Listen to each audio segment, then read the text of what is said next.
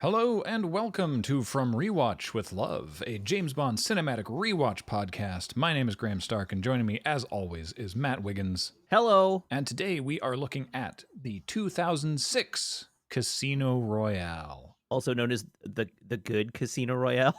The only Casino Royale that I knew about for a while. I didn't actually know about the original for some time. Yeah. We went into a lot of the story behind how the rights floated around for the adaptation of Fleming's Casino Royale novel and why Eon Productions had never made an adaptation when we talked about the episode 4 Casino Royale 1967. Mm-hmm. But in brief, somebody bought the adaptation rights from Fleming before the Eon Productions ever started. That's how they made the 1-hour television drama special. And then eventually the rights got to Charles Feldman, who made the 1967 movie, Such As It Was. And then the rights went to Sony, and then Sony and MGM were having a fight about it. And then Sony just, wait, who bought who? Sony bought MGM. Sony bought MGM, and then all the rights were now back under the same roof, and they went, okay, fine, we can actually finally make a proper Casino Royale, which I've seen a bunch of comments already as we've been talking. You and I, through this podcast, have been pretty consistent in our opinion that there is no true continuity in the Bond films, and trying to make sense of one and trying to apply a sort of comic book universe level of continuity to the James Bond cinema is a way that only madness lies there.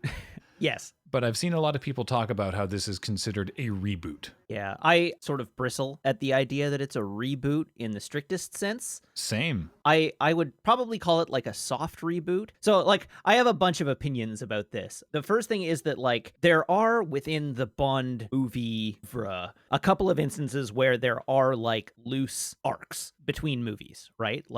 From Dr. No through You Only Live Twice, and to some extent the movies thereafter, but to a lesser extent. But those first 5 movies form a narrative arc, right? You can treat them as if they happen in order, and they sort of imply that they happen in order because it's Bond's first interaction with Spectre up to his face-off with Blofeld, right? And each movie, with the exception of Goldfinger, which is sort of a one-off, each of those movies brings him closer to the head of the organization until he confronts, right? And so that works as a narrative construction. And the Craig movies do the same thing, and we'll get into that as we go, although they're way, way less graceful about it. They really are.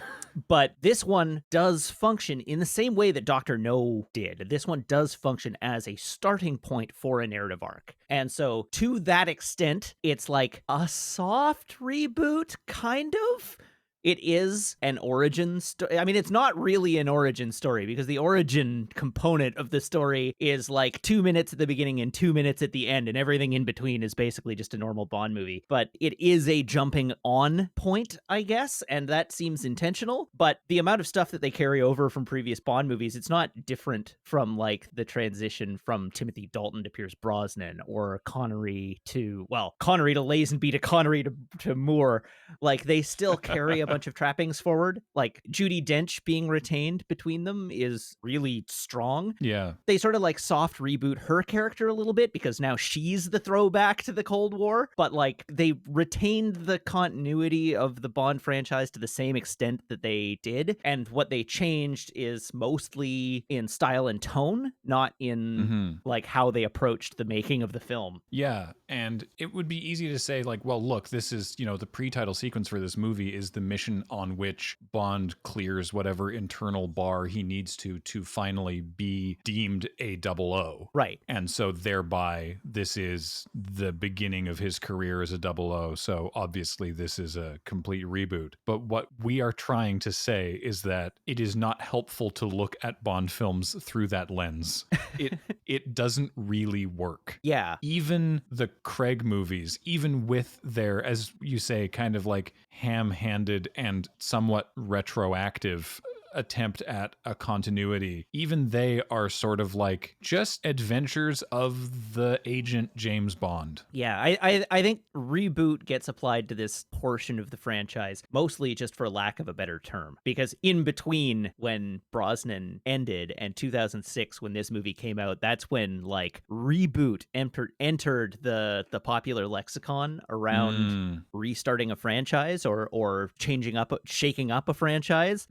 This is like sort of where Spider-Man was in the process of being rebooted from Sam Raimi to The Amazing Spider-Man, and just reboot became a thing, but it's never really like, you could conceivably apply that term to every changeover in actor in the Bond franchise where they have like rebooted the franchise, keeping what they like and discarding what they thought wasn't working. But they do that for every movie, whether there's an actor change or not. Like, it's really just an actor change, right? Every movie reboots from where the last one left off. In this case, they're not really narratively connected for the most part, with the sole exception of like Quantum will be directly narratively jumped off from this one because that was the whole intent. They're two parts of the same story. I'm looking forward to seeing how that goes, but I recall from watching these originally that the instances where the Craig films try to do direct ongoing continuity are its weakest points. I agree wholeheartedly.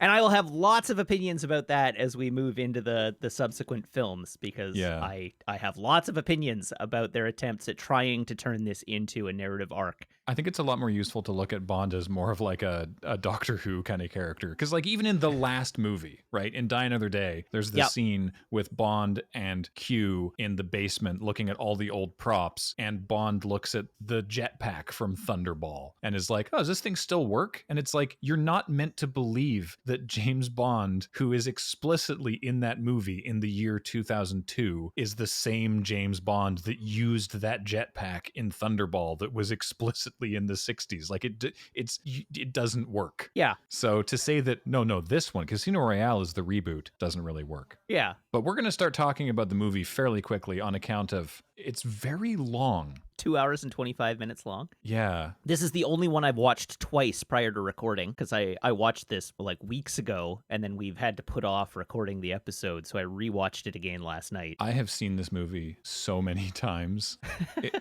Partly because one of my favorite riff tracks, which is what some of the cast of Mystery Science Theater moved on to doing, in their infancy, Mike Nelson and Kevin Murphy did a riff track for Casino Royale, and it's really funny. Like, it's really good, and it doesn't... The fact that this movie is very good does not hinder their jokes of it, and it's great, because it's like, I get to watch Casino Royale. Also, there's jokes.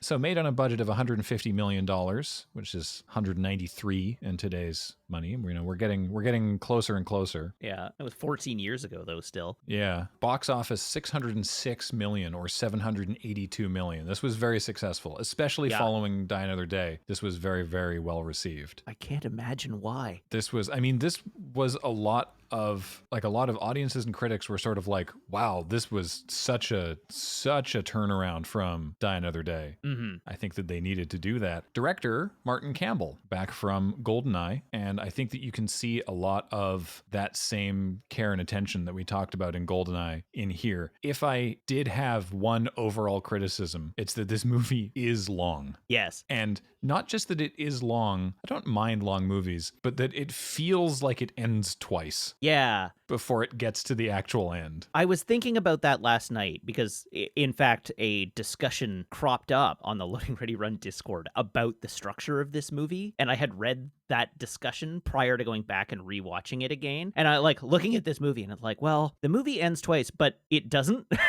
There's actually like two plot lines going on, and they both have their own arc. The audience doesn't realize what the other plot line is right Yeah. away. Yeah, it's not until it's revealed what the actual like second thing that's going on is, and so it's like, oh, the movie zooms out basically, and you see the bigger picture. But it's also just like the second act of this movie goes on forever. It really, really does, yeah. And like the second act of this movie has its own. It sort of ends where a Bond movie would normally end, but the actual narrative of the movie hasn't concluded at that point. So you get all the like the part of the movie where Bond sails off into the sunset with the Bond girl comes at the end of the second act of this film.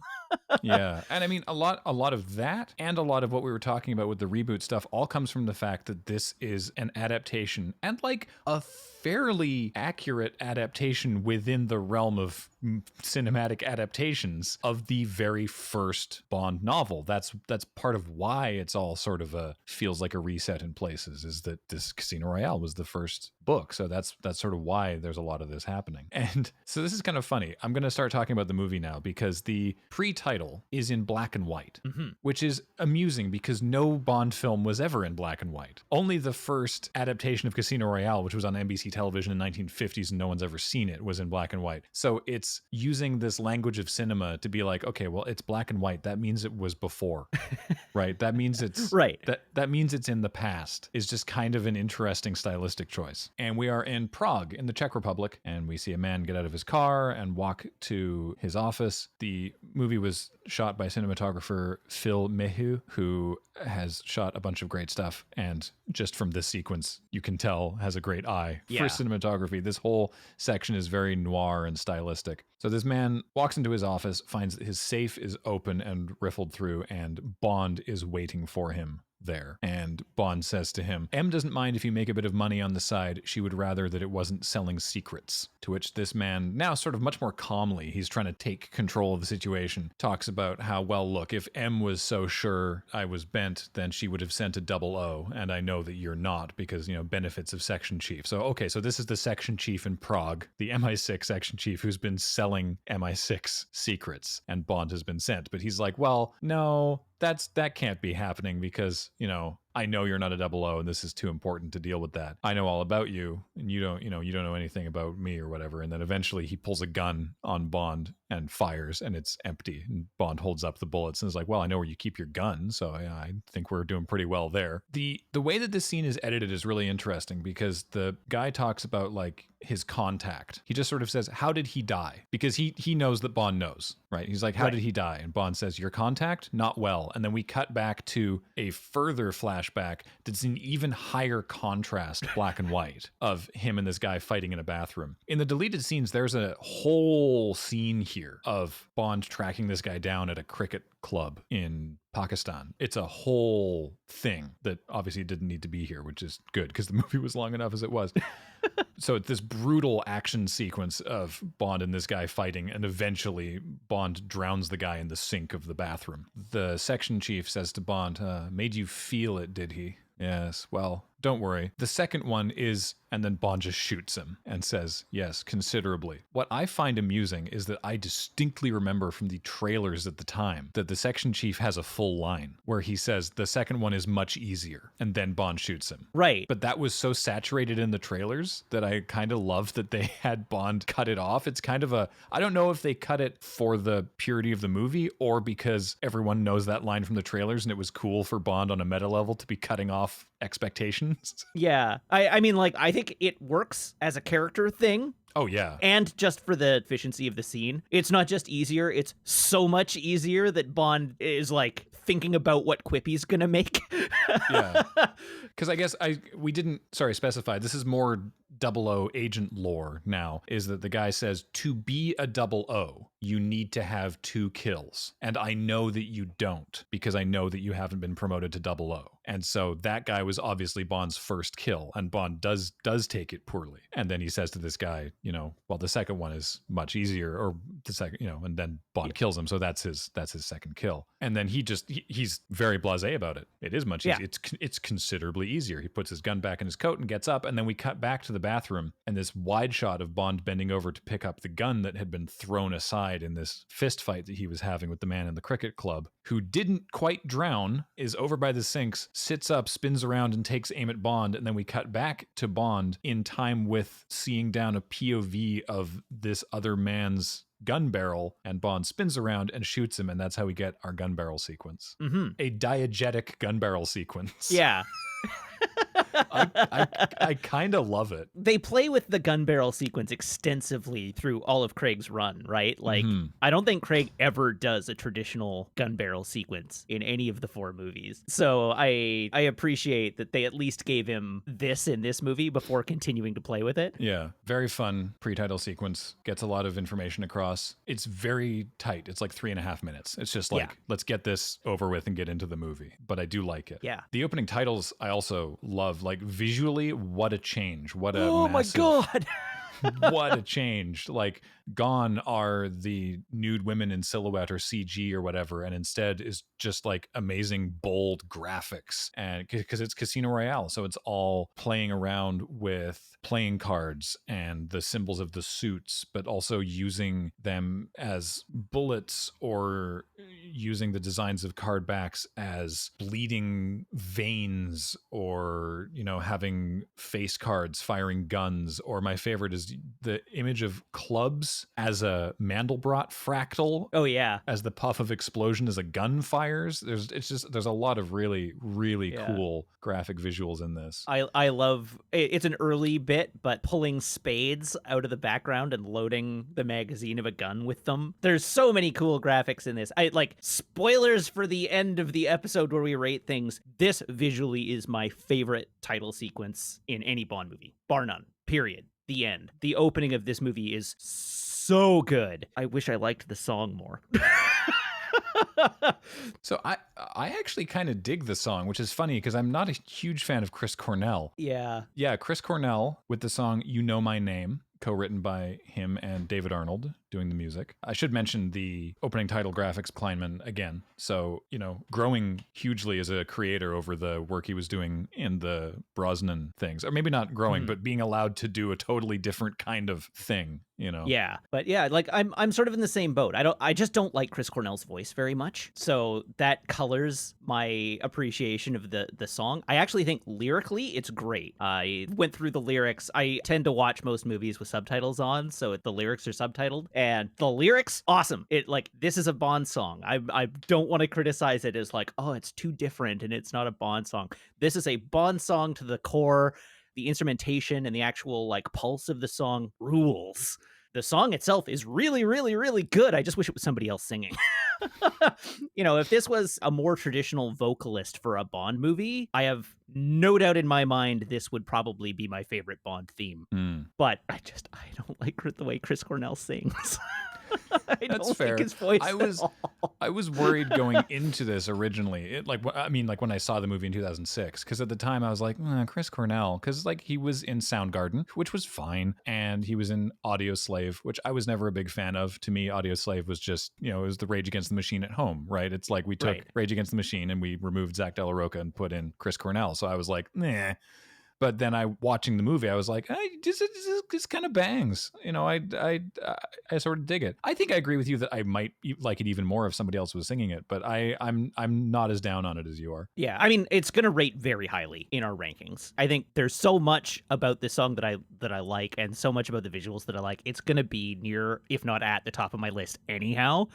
It's just the difference between what is actually in the movie and what my perfect idealized version of it is. The opening titles also serve to do some storytelling, as we see a cool image of some bullet holes going through a 7 of hearts, making the graphic of 007, which then transitions to a computer screen where it's amazing. Like, I've only just noticed this. All the phosphors, the CRT phosphors, are from the suit of clubs. Oh, wow. Yeah, someone is typing Bond 007 status confirmed. So this is like, yes, those were his 2 kills. He is now a 00 agent. That's what's happening. I don't love the part where there's the cool vector trace things of Bond walking, and then it transitions to actual video of Daniel Craig. Like, I get that it helps be like, this is Daniel Craig, this is James Bond now. But I just kind of wish they'd stuck with just the cool vector trace images, especially because there's the long shot of him walking towards the camera, and it's like vector trace, full body shot of Craig, then fades back to vector trace, and he gets really close to the camera, and it fades back to Daniel Craig again. It's just like, pick one.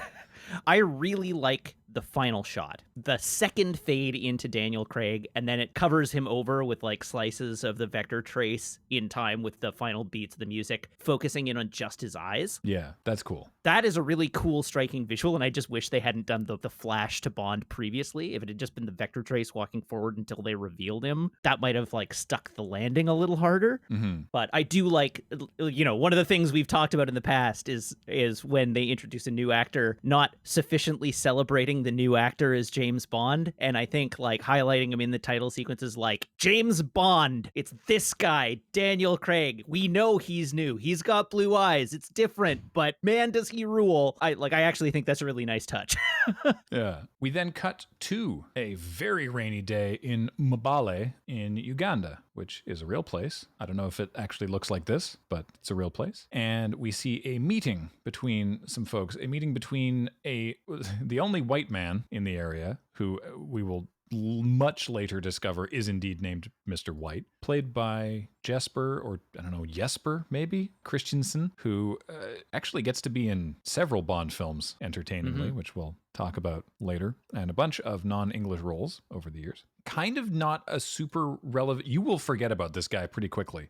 And then at the end of the movie, you'll be like, oh, that guy. Yeah. And he's talking to Stephen Urbano, or General Urbano, who is in the Resistance Army, or sorry, a high-ranking leader of the Resistance Army. It's honestly not really made clear. It's just sort of like, this guy is we'll say African warlord. That's all you need to know. Yeah, played by Isaac de Bancoul, who has also been in a bunch of stuff. He was in 24. He was in a season of 24. Mm-hmm. He was in Black Panther. Yes. And they are just sort of awkwardly sitting around and waiting for somebody to show up. And Urbano says to Mr. White, how do I trust this man that I've never met with my money? And Mr. White says, Our organization arranged the meeting. That's all we can guarantee. Yeah. So you're not really sure exactly what's going on. But then a bunch of jeeps roll up, and out of them steps the character that we will know as Le Chiffre, played by Mads Mikkelsen. Boy, Mads Mikkelsen is great. He is. And he's great in this. He's so good in this. So Mads Mikkelsen, this was obviously a breakout role for him. This would go on to lead to a bunch of different roles for him. He plays Dr. Hannibal Lecter in the TV series Hannibal. He's in Death Stranding. He's been cast as Grindelwald in the third Fantastic Beasts movie, which they're inexplicably still making. Wait, really? I didn't know that. Johnny Depp was asked to leave so that they didn't have to fire him. Right. And they've cast Mikkelsen as Grindelwald. I didn't know that. That's amazing. Yeah. He was also in 2 movies related to the Northern Ice Cap in a single year. Because in 2019, he was in Polar, and in 2018, he was in Arctic. Oh, wow, right. Good luck keeping those movies straight in your head. Yeah. He played Galen Erso in Rogue One. Oh, and he played the accountant in the video short for Rihanna's song, Bitch Better Have My Money. Ah, there we go. Yeah. He was also Caecilius in Doctor Strange, which I would be negligent in my duty if I failed to mention. No worries. In this movie, he has a couple different Bond villain quirks. He has a scar on his left eye. The eye itself is a little milky, and occasionally he bleeds from his tear duct, which is very ominous looking. Mm-hmm. He also has asthma, right? Or something, but he has like a little puffer that he uses sometimes. So he's there to he is a bank for criminals, essentially. Mm-hmm. That's the short version of what it is that he does. And so he and Urbano are trying to make a deal. Urbano's like, okay, so if I give you all of this money, they show tons of cash, then you guarantee it. There's no risk. I can access it anywhere in the world. And he's like, yep, that's what I do. I've done this for years for lots of other freedom fighters like yourself. They just sort of stare at each other and eventually come to the conclusion that they are going to make a deal, and we see the Chief's men loading all the money into his jeeps. He gets on a satellite phone and calls his stock man and is like, all right, I've got the money, so short another 100 million shares of Skyfleet stock. And his man is like, I will do that, but you have to know that you're betting against the market here. People are only expecting this stock to go up. And he's like, yep, do it. And then that's the end of that scene. Mm-hmm. And then we go to Madagascar, where there is a whole bunch of people betting on a snake fight. Well, like a mongoose versus a cobra. It's not two snakes. That might be entertaining, though I don't know that they're necessarily predisposed to fight amongst themselves. But I don't know how realistic this is, if people actually, bet on mongoose v cobra fights, but it's a compelling visual. I'm sure they do. Probably. Bond is there, and there's another agent as well. Bond is up on a building, sort of watching casually, and there's another agent down in the mass of people betting on the snake fight. And they're keeping their eye on someone who gets a text message that says ellipsis. The man who gets the text message has a lot of scars all over himself. We will find out that that's probably because his job is that he makes bombs. So he might have had something go bad at one point. Like they look like burn scars. Yeah. I think he's missing part of one of his ears. And Bond and this other agent are communicating. But this other agent, because he's surrounded by all these loud people, keeps touching his ear to like press his earpiece further in to make sure he can hear Bond. And Bond is yelling at him like, stop touching your ear, put your hand down. And the guy that they're pursuing sees him touching his ear, realizes he's an agent, and then runs away. And the other agent completely bungles it, trips and falls in the snake pit, accidentally fires his gun, the crowd scrambles, and the bomb maker gets away from him, meaning that Bond has to pursue on foot. Holy moly, this chase is great. Yeah. This chase goes on for some time. This is one of the best action sequences in a Bond movie possibly ever. Yeah. It's so good. This does one of those things that I love in a really good action movie. This entire scene is delivering character and story, right? Oh, yeah. It is not just a frivolous action scene. It's not just a chase. This is sketching out the character of who and what James Bond is going to be in the Daniel Craig era. And it does such a masterful job of it. It's so good. We talked a little bit in the previous film about how they had defined Bond's character as a blunt instrument whose job it is to confront and provoke. And this scene outlines the way in which they are doubling down on that principle in the characterization of Bond throughout this movie, because every action thing, like we've got this fast, agile, graceful parkour runner making his way through this construction site, and it's all about how, Bond cannot do this. Right? Like Bond cannot keep up with this guy physically in terms of doing the same things he's doing. So it's all about how Bond is puzzle solving his way through this arena, basically, this chase is taking place in, and brute forcing his way or using the environment to his advantage just so that he can maintain the chase with this guy who's faster and more agile than he is. Bond is clearly calmer and smarter than the guy he is chasing, but the guy he's chasing is way faster and more agile. The guy he's chasing, by the way, the character's name is Malaka, and he's played by Sebastian Foucan, who you will not be surprised to hear is the inventor of parkour, basically. Yeah, I'm not surprised to hear that at all. Yeah, so he's the founder of free running, one of the early developers of parkour. Came to be known to British audiences after a Channel 4 documentary called Jump London in 2003. And they were like, all right, great, get that guy, bring him to the Bond set, make him do the thing. So yeah, he's just the guy who, basically made free running a thing. And so they were like, all right, we're going to get you to parkour all over this stuff. And then Bond is just going to ruin his way through this thing. They go through some jungle. Then most of the chase is in and around a construction site. And I think there's no better visual of what you're talking about than when Malaka jumps and swings and squeezes through this tiny hole at the top of a wall where a vent would go in this construction site to sneak through and keep running away, and Bond just Kool-Aid Man's right through the drywall. Oh yeah. It's such a good scene. Yeah. But there are so many little good little action things, and some of them are fast. There was one that I didn't even really pick up on until last night when I was rewatching it, and it's the guy Bond is chasing just climbs a girder. It's early in the chase. He just climbs a girder. Bond runs up the back of a crane, but if you're watching closely, he actually flips a lever on the crane as he runs by it so that the crane starts to turn in the direction that he wants it to.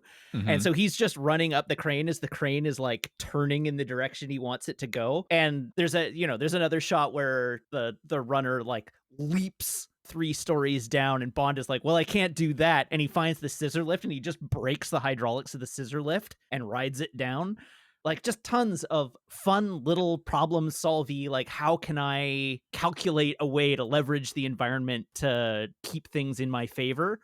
with no consideration whatsoever of the amount of collateral damage he's causing in the process. Oh, and there's so much. Like, I at least one, if not several innocent people die in the course of this. Because there's the guy, not by Bond's hand, but there's the guy with the blowtorch who's like trying to wave off Malaka, and Malaka shoves him off the top of the thing. And so the guy falls A, to his death, but B, also exploding on impact. And it's like, oh, that guy died. Yeah. He's super dead. Amusingly, the place where they filmed this like building under partial construction, they had used before as a location in a Bond film for Thunderball because it's also in the Bahamas.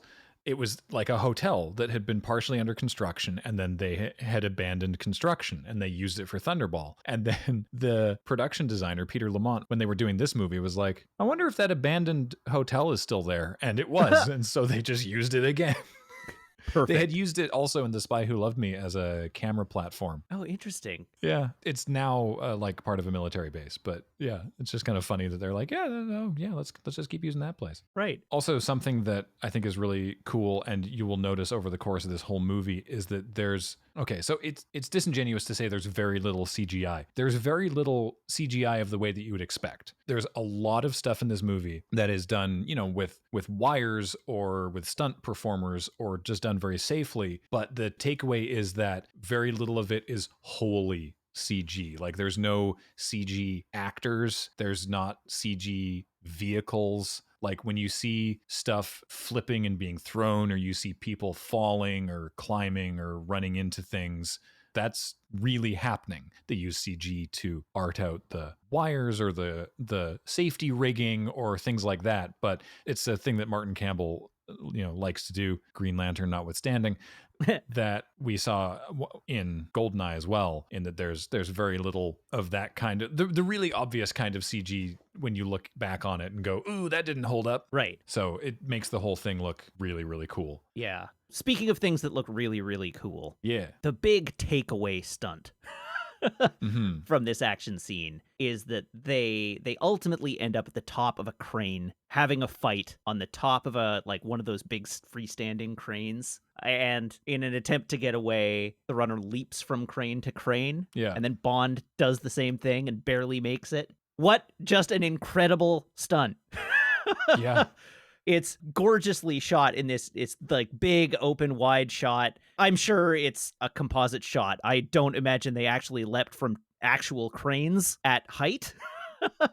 But it's so pretty. I don't know, maybe they did. I'm looking at this scene again, and the big over camera or helicopter shots that they're using to show the actors on the crane. Spoil the scene for me, Graham. I have nothing really to spoil. I mean, I can spoil the fact that you think that it's a composite. Yeah, that was what I meant.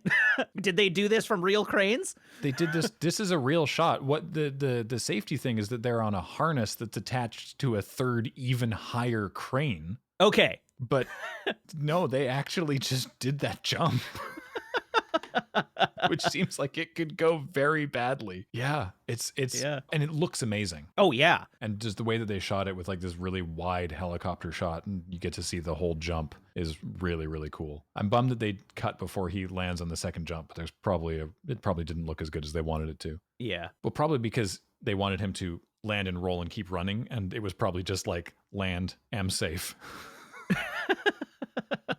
You're probably right. So this is a long and intense and very good action sequence. At the end of it doesn't even really end. So it gets to a sort of point where you can take a breath, where Malaka runs into an embassy. So he's, got the diplomatic immunity, supposedly. It's the embassy for Nambutu. Now, unlike Mabale, Nambutu is not a real thing. But he runs inside, and Bond grabs onto the back of a delivery truck, jumps over the walls into the embassy, which he's definitely not allowed to do, and just walks into the ambassador's office. Like, he just walks like he's supposed to be there, and everyone sort of glances at him like, who's that guy? But he doesn't stop him, and so he just walks. He's inside the gates. He must be allowed. Yeah, exactly. Just walks right into there, punches the ambassador in the face with the butt of a gun, grabs Malaka, runs him outside. There's more action with dealing with guards who are now just open like shooting at him with rifles. Eventually they end up in like the back compound of this embassy, and Bond has Malaka at gunpoint, but he's now surrounded by guards. The ambassador comes out and is like, listen to me. He's just absolutely astonished at what's going on. Now, of course, the gun that Bond is using is a gun he grabbed from the ambassador's desk, which is the gun that he drops when he is asked to drop his gun and he releases Malaka, meaning he has another gun, of course, which he quickly pulls out, shoots Malaka, and then shoots a propane tank in the back, causing a big explosion that blows up a whole bunch of stuff, knocks all the guards down, doesn't seem to kill the guards. Notably, none of the guards are killed. Yeah, he doesn't kill any of the embassy staff in the process of this, which is lucky, because blowing up a propane tank is a risky move. Yeah. He uses that to make his escape. I love this little moment where, because he grabbed Malaka's bag. So he's like, he runs away, dives behind a wall, rips open the bag, tears something out of the bag, realizes it's a pipe bomb, and then is just very gently puts the bomb down on the ground. It's a great little physical change in the way he's just like, I'm gonna put this down. That was there the whole time. Oh my God.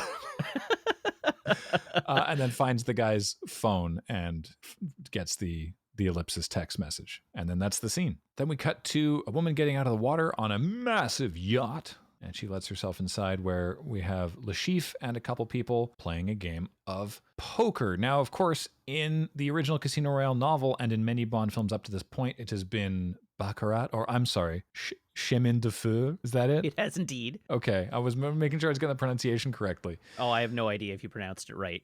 Okay, well, that other game. But this is 2006. This is the peak of the televised poker craze, at least in North American television. Like Poker After Dark was on TV every night.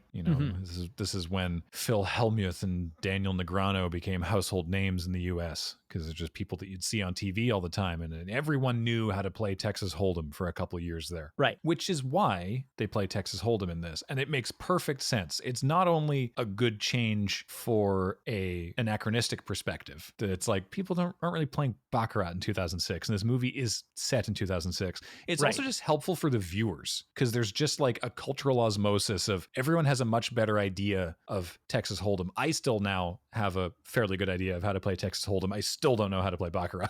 Right. Yeah. Like I can follow what's happening. It makes it way more accessible, because you can follow more easily what's going on if you know literally the basics of poker. I also think it's a good move just in terms of modernizing the myth. We talked early on about how a lot of the appeal of Bond is as this sort of archetype of masculinity, right? And part of the modernization of that is like, what does the ideal man do in 2006? Well, he's an incredible poker player. Because you're right, like nobody's playing Baccarat anymore. But being able to count cards and know the odds well enough to be able to mentally calculate your way through a game of high stakes poker, that's the attractive myth when this movie is being made. And so that's what they're sort of idealizing with the film. And it brings that character forward it makes that sort of like concept or the fantasy that they're putting forward more approachable, not just from a mechanical point of view, but also from just an aspirational point of view. Yeah. So I think it works really well. The opponents that Lashif is playing against here, I don't actually know the guy's name, but the character's name is Madame Wu, and indeed she'll be one of the players later in the movie at the big game at Casino Royale. Played by, now I mentioned this many episodes ago, played by Tsai Chin, who played Ling in the pre-title sequence of You Only Live Twice. The Chinese contact that Connery is sleeping with in the Murphy bed before she flips the thing up and the men run in and shoot up the bed. So that's the same actress. That's great. Yeah. This is where we start to see Lashif crying blood. And it's great because they look at him and he says, oh, the weeping blood is merely caused by an aberration of the tear ducts, and then leans in and in the most sinister way possible says, nothing sinister. And it's just like, well, I didn't think it was sinister before, but now. So he wins the hand. And then Lashif's man comes in to tell him that there's news, and he goes and looks at the not BBC news that says British government agent kills unarmed prisoner, which is the man that they had hired to do a thing. We don't know what yet, but it's clear now that Lashif had hired that bomb maker to do something. Lashif is like, give our guests 10 minutes to leave or throw them overboard. Which I like. Obviously, that doesn't end up happening because we see Madame Wu later in the movie. But I just like that he's like, I don't care about these people. They have to go right now. Yeah. We also find out here that he's on a timeline. Yes. His response to seeing this is, when does ellipsis expire? Right. We still don't know what ellipsis is, but we do now establish that whatever it is, there's a timeline. We learn that they have 72 hours, and Lashif says, well, okay, then we're fine because I don't have any more time than that anyway. Yeah. Back in London now, there's this great scene. It's this one, it's mostly unbroken shot. Not quite. I guess it's a couple shots. But it's this one little scene of M, once again played by Judi Dench, and Villiers, played by Tobias Menzies. Gosh, what else has he done? He's Edmure Tully in Game of Thrones. He's Prince Philip in one of the seasons of The Crown, or a couple seasons of The Crown. He was in Outlander. He was in The Terror, the voice of Tiber Saxon in 2 episodes of Star Wars Rebels. He's been in a lot of stuff. He doesn't get any lines in this scene. This scene is him and M just coming out of a committee room, and M just being very annoyed at what was said to her in that room. You know, she's like, they don't care what we do, they care what we get caught doing. How stupid can Bond be? You know, killing someone on at an embassy. What the hell was he thinking? You know, back in my day, if an agent was that stupid, he'd have the good sense to defect. Christ, I miss the Cold War. Yeah. It's great. I give him 00 status and he celebrates by shooting up an embassy. Yeah. What's great is that she keeps asking questions but not allowing Villiers any opportunity to respond. She just keeps talking, and so it's an entertaining scene where she's just like having a massive brain dump of how angry she is, and Villiers is just like, So we then cut to Bond taking the SIM card out of that phone and plugging it into a computer and doing some sort of data. He's hacking the system. He's trying to figure out where that text message was sent from, and he manages to track it down very precisely. It's actually impressive how precise. Like really precisely, like the valet car drop off at the Ocean Club on Paradise Island in the Bahamas. It's in Nassau in the Bahamas, yeah. Yeah, it's really, really specific. Then he hears a noise, packs up the phone and the SIM card and closes the computer, and we see that he's actually in M's apartment using her computer. Yeah. Presumably because he doesn't have a computer that can do this trace otherwise. But can he not just go back to MI6?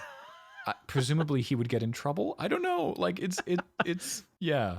She's like, how the hell did you find out where I live? And he says, the same way I found out your real name. I thought M was a randomly assigned number. I had no idea it stood for. She cuts him off with, say one more word and I'll have you killed. So this scene sets up the relationship between M and Bond in this movie, but as it will continue through the remainder of the Craig era, or at least Judi Dench's tenure in the Craig era. And one of the things I find really interesting about it is how maternal it is. That struck me quite intensely, particularly rewatching it last night. M is not just his boss. M is his mom. And that will stay true through the next 2 movies, especially in Skyfall. But the relationship they have here, and like he gets a strip torn off him by M in this scene as she's talking to him about, like, this is what your job is. You need to see the bigger picture. You need to make rational decisions. And he's like, well, I did use judgment. I thought the world could live with one fewer bomb maker. She's like, yeah, one fewer bomb maker. That's all you got. You got a nobody. And now we needed information from him, and now we have nothing. And so she basically tells him to go make himself scarce. The press are calling for your head, and I'm thinking about feeding you to them. I've never been totally sure. When I first saw the movie, I thought that was not a sincere answer from Bond. I always felt like he was being evasive. Well, he is a little bit. He clearly still has a lead, right? And he Mhm. doesn't let on. Well, he doesn't make obvious that he has a lead, but he does leave clues that he has a lead, right? Like by leaving her laptop slightly open. Yeah, and she, at the end of the scene, notices that her laptop has been slightly left open. They are playing each other in this scene to a certain extent. Like, some of what is delivered in this scene is sincere, and is angry at him and does want him to get it through his head that he needs to think like an experienced 00. But he's also one step ahead of that conversation. She's telling him to get lost, but she's not actually telling him to not follow up on anything he has. Like, she doesn't know. She doesn't really want to know. She's just like, whatever you did, you made a mess for me that I'm going to have to clean up. So go away while I deal with this. And then when he does leave, she picks up on the clues enough to be like, oh, okay, cool. He's got a lead that he's going to follow. Now I just have to smooth this over with the brass. Yeah. Then we cut to the Bahamas.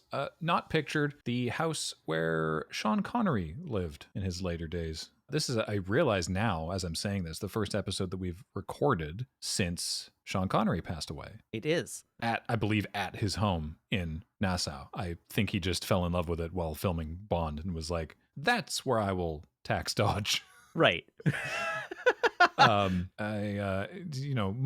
Many sort of jokes, mostly lighthearted, I believe, on Twitter about, the about how the podcast is cursed because of the various people who have passed away during the run of us doing it. But I mean, people get old. Yeah. People who made movies in the 60s get old. Connery was 90. Yeah, he didn't exactly go before his time. No.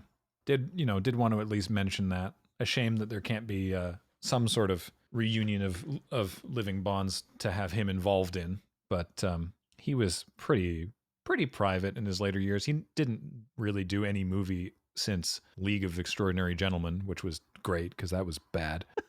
He did provide the voice for James Bond in the From Russia with Love video game. Oh, yeah. I never did play the From Russia with Love video game. I never played it either, and I kind of want to now because there's a bunch of folks that did new voice work for the game. Presumably because, voice work is easy, and they can just be like, we'll come to your house in the Bahamas and record you. Yeah. This conversation, of course, now is going to spawn dozens of comments being like, to continue the podcast with all the James Bond video games. I mean, we've talked about that before on this podcast and said, maybe sounds fun. Not going to promise anything right now. So no, once we get to Spectre, that's going to be at least it for now. And, watch the skies and we'll let you know if anything else happens. Yeah. But anyway, we now see Bond tearing through Bahamas in the coolest car yet. I love it. Ford. It's like a Ford Fusion.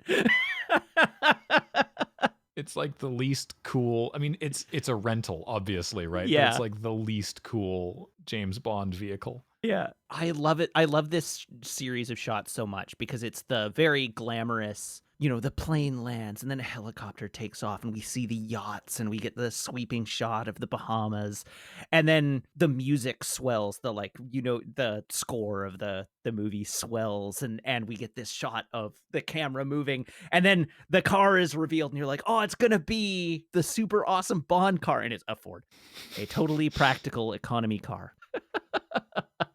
It's ridiculous. Yeah. This is essentially the primary comedy set of scenes in the movie. There's like some humor throughout the movie. There's not a ton of it, but there's like a bunch of fun bits that happen here over the course of his time in the Bahamas. This just kicks it off with that subversion of expectations, and I love it so much. Mm-hmm.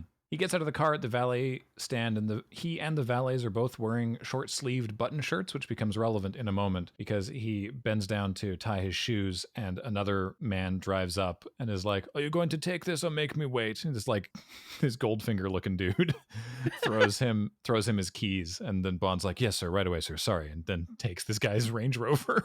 And goes around, parks it. I love that he's like, Bond takes a moment while he's tying his shoes to like look around, mark where the cameras are, and try to figure out how he can make a distraction. And this guy just hands it to him. So he takes the Range Rover back around to the valet parking lot and intentionally crashes it into a barricade that falls over and hits a bunch of cars, setting off like a bajillion car alarms. And then he just gets out, no look, chucks the keys away, and calmly walks into the Ocean Club.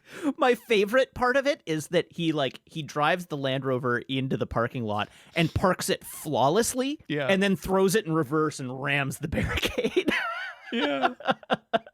So he walks inside and sees the security men running out to the parking lot. So then he finds the security office that they've just vacated, lets himself inside. And there's a bit where he looks at the live feed of the parking lot and sees the security men and the owner of that car having an argument and just gives this little smirk. There's a great thing with Craig's Bond where he enjoys making himself chuckle. Yes. Like he takes pleasure in a lot of little moments. And I really like that. You know, like I enjoyed it in Tomorrow Never Dies, where Brosnan's Bond was just having a cackle about the remote control car. And there's so many points in this movie where Craig's Bond is just like, that's funny. Yeah. And I really like it. He's just like, he's enjoying himself, you know? He's finding fun, like he's finding fun where he can.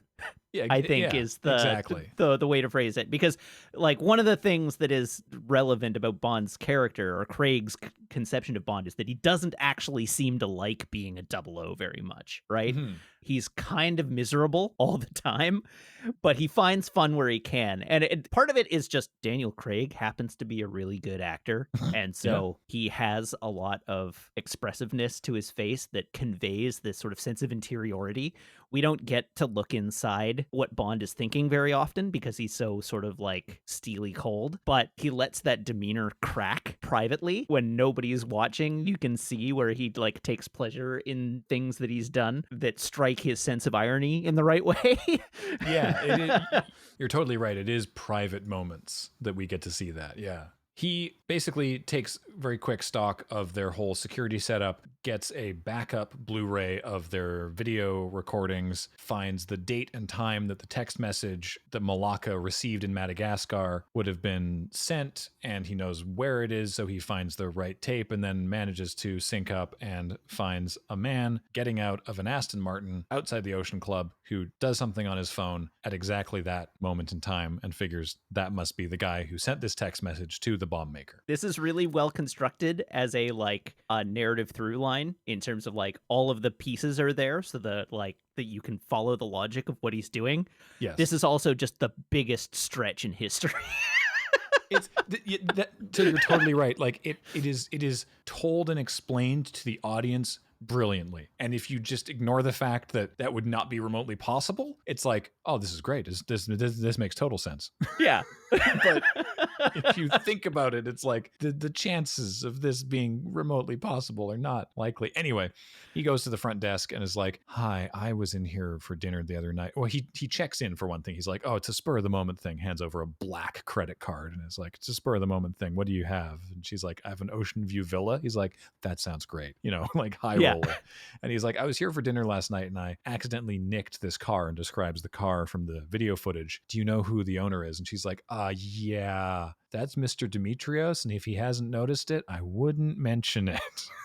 You know, it's like, wow, he must be such an ass for the front desk clerk to be like, yo, this dude's an ass. Yeah, he's not going to take it well. Yeah. He's like, but what if I felt compelled to find him? And she's like, oh, well, he has a house up the beach. And he's like, okay, cool, great. And then we cut to up the beach and we see Solange, played by Caterina Marino, who has been in a variety of non-English productions, bouncing her way down the beach on horseback. And then we get a shot of Bond. We get the Ursula Andress shot of Daniel Craig coming out of the water in his teeny blue Speedo. Yeah. It's a good shot. Yeah, definitely the most muscle definition in a Bond, I think. Yeah. Hashtag fitness goals. And they sort of make eye contact, and he sees Demetrios looking on. And then we cut to M getting a phone call from Villiers. It's the middle of the night, because of course, time zones. She's not happy to be woken up. And he's like, well, you wanted me to tell you what Bond is up to. And she's like, but it's the middle of the night. She specifically is like, you're calling me to update him on his holiday plans? Yeah. Because he's like, well, he's in the Bahamas, but he's logged into our private website using your name and password. And she's just like, she's not mad. She's just like, how the hell does he know these things? By the way, there's a man asleep in her bed, played by the transport coordinator. They were just like, we need someone in the bed. You're the guy that arranges the trucks? Great, hop in. Yeah. Share a bed with Judi Dench. Go for it. Yeah. So she gets basically to watch what he's looking up. And so he's looking up that guy, Demetrios, who M refers to as that slimy bugger, and then looks at his various known associates and contacts, some of whom are killed, and then eventually lands on Le Chiffre. And that's all we see. It's just research. He's just like, who does this guy know? Who does he hang out with? So then he goes to play poker. There's a little bit where he sort of raises his glass at the bar. He's like, oh, hey, cheers to the guy whose keys he took earlier. And then asks to get dealt into the game that Demetrios is playing. Also at the table is a woman with her hair done up high, wearing a big statement necklace and a green dress. She doesn't have a character name, but she's played by Diane Hartford. Okay. Who played the woman at the Kiss Kiss Club in Thunderball, who says, why didn't you tell me your wife was here? Amazing. Yeah. Again, just like Tsai Chin, it's like same actress. I don't know if they were like, let's get some cameos from like random supporting actors of previous, or if it just kind of worked out that way. But yeah, I just think it's kind of funny. Yeah. It's cute at any rate. Yeah. Solange walks in and gives Demetrios a hug, and he says, if that was for luck, you're 2 hours late. So he's already in a grumpy mood. And she immediately, her face is like, oh, great, it's this again. And she just goes to the bar. And it's like, okay. She's obviously dealt with this before. Right. So they start playing some poker, and they're doing fine. And then we get to the point where Demetrios is out of money, and he tries to write a check to add to the pot. And the dealer's like, no, table stakes only. And he's like, all right, fine, look. And he holds up his keys with a little teeny Aston Martin keychain. Is like, that's my car. That's on the table. This is on the table. Yeah. The dealer's like, no, I'm sorry, you can't. And Bond, I mentioned this ages ago in an earlier episode of like Bond hilariously being an ass. But Bond is like, no, give him a chance to win his money back. He's being really friendly. He's like, no, it's okay. When he knows statistically that he has an unbeatable hand. Because that's how Texas Hold'em poker works, right? Is right. Like if you know certain things about percentages and what the chances of different things are, and people at home would have known this, because anytime you watch televised Texas Hold'em, you always see every time a new card gets added, like when there's the river and the turn and everything, the percentages change. You can see, you got two guys heads up, and it's like, this guy's 100% confirmed that he's going to win, and he probably knows that, but the other guy doesn't know. He thinks that he might have a shot or whatever.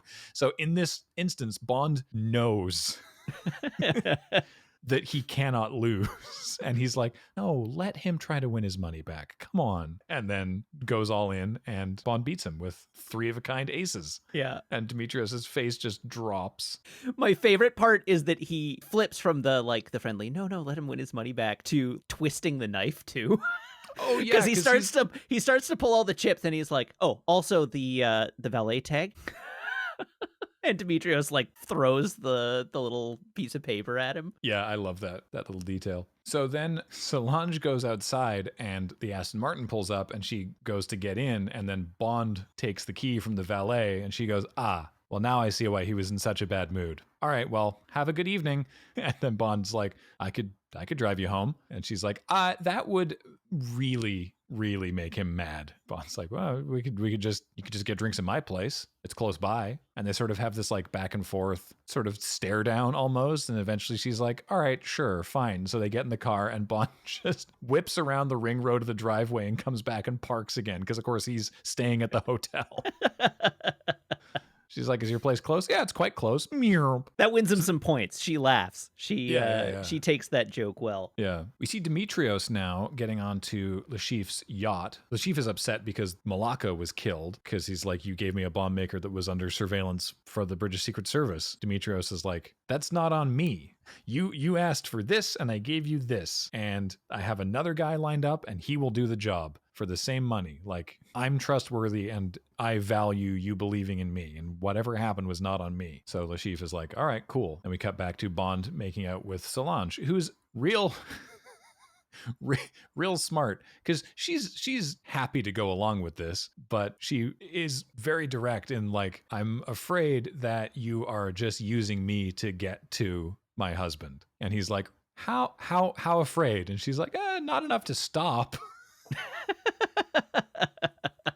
And in fact, then her phone rings and it's him. And she's like, should I just ask him? Like, while they're in the middle of making out, he tells her that he's on the next flight out to Miami. So she's like, so you're going to have all night to question me. And he's like, oh, great. Then we're going to need more champagne. And she's like, okay. Like, they're clearly like just about to start actually having sex. And he's like, in that case, it's time for more champagne, and gets up and she's like, okay, sure. And so she heads off to the bedroom and he calls into the front desk and is like, yeah, Bollinger, Beluga Caviar. Yep. Nope, for one, and just leaves. Because he's also on his way to Miami. Yeah. So they just sort of hand wave it. It's like he's following him. He can do that. You know, he's followed him all the way from the airport. He's followed Demetrios to the Body Worlds exhibition. There was a couple of these, competing. It was Body Worlds and... yeah, something else. Wikipedia describes it as a traveling exhibition of dissected human bodies. Sounds... great. Awful. Right. A competing exhibition. Bodies, the exhibition. They really went all in on their branding on that one, didn't they? Yeah. The Body Worlds exhibition, by the way, claims that all corpses that they use were obtained with full knowledge and consent of the donors before they died, but this has not been independently verified. Great. The other one, Bodies, the exhibition, is the one that is very open about how they source their bodies from unclaimed bodies in China. Yeah, which could include executed prisoners. The whole thing is weird. They plasticize. Yeah. It's quite grim. Anyway, makes for a good visual. Certainly a striking visual. Yeah. So anyway...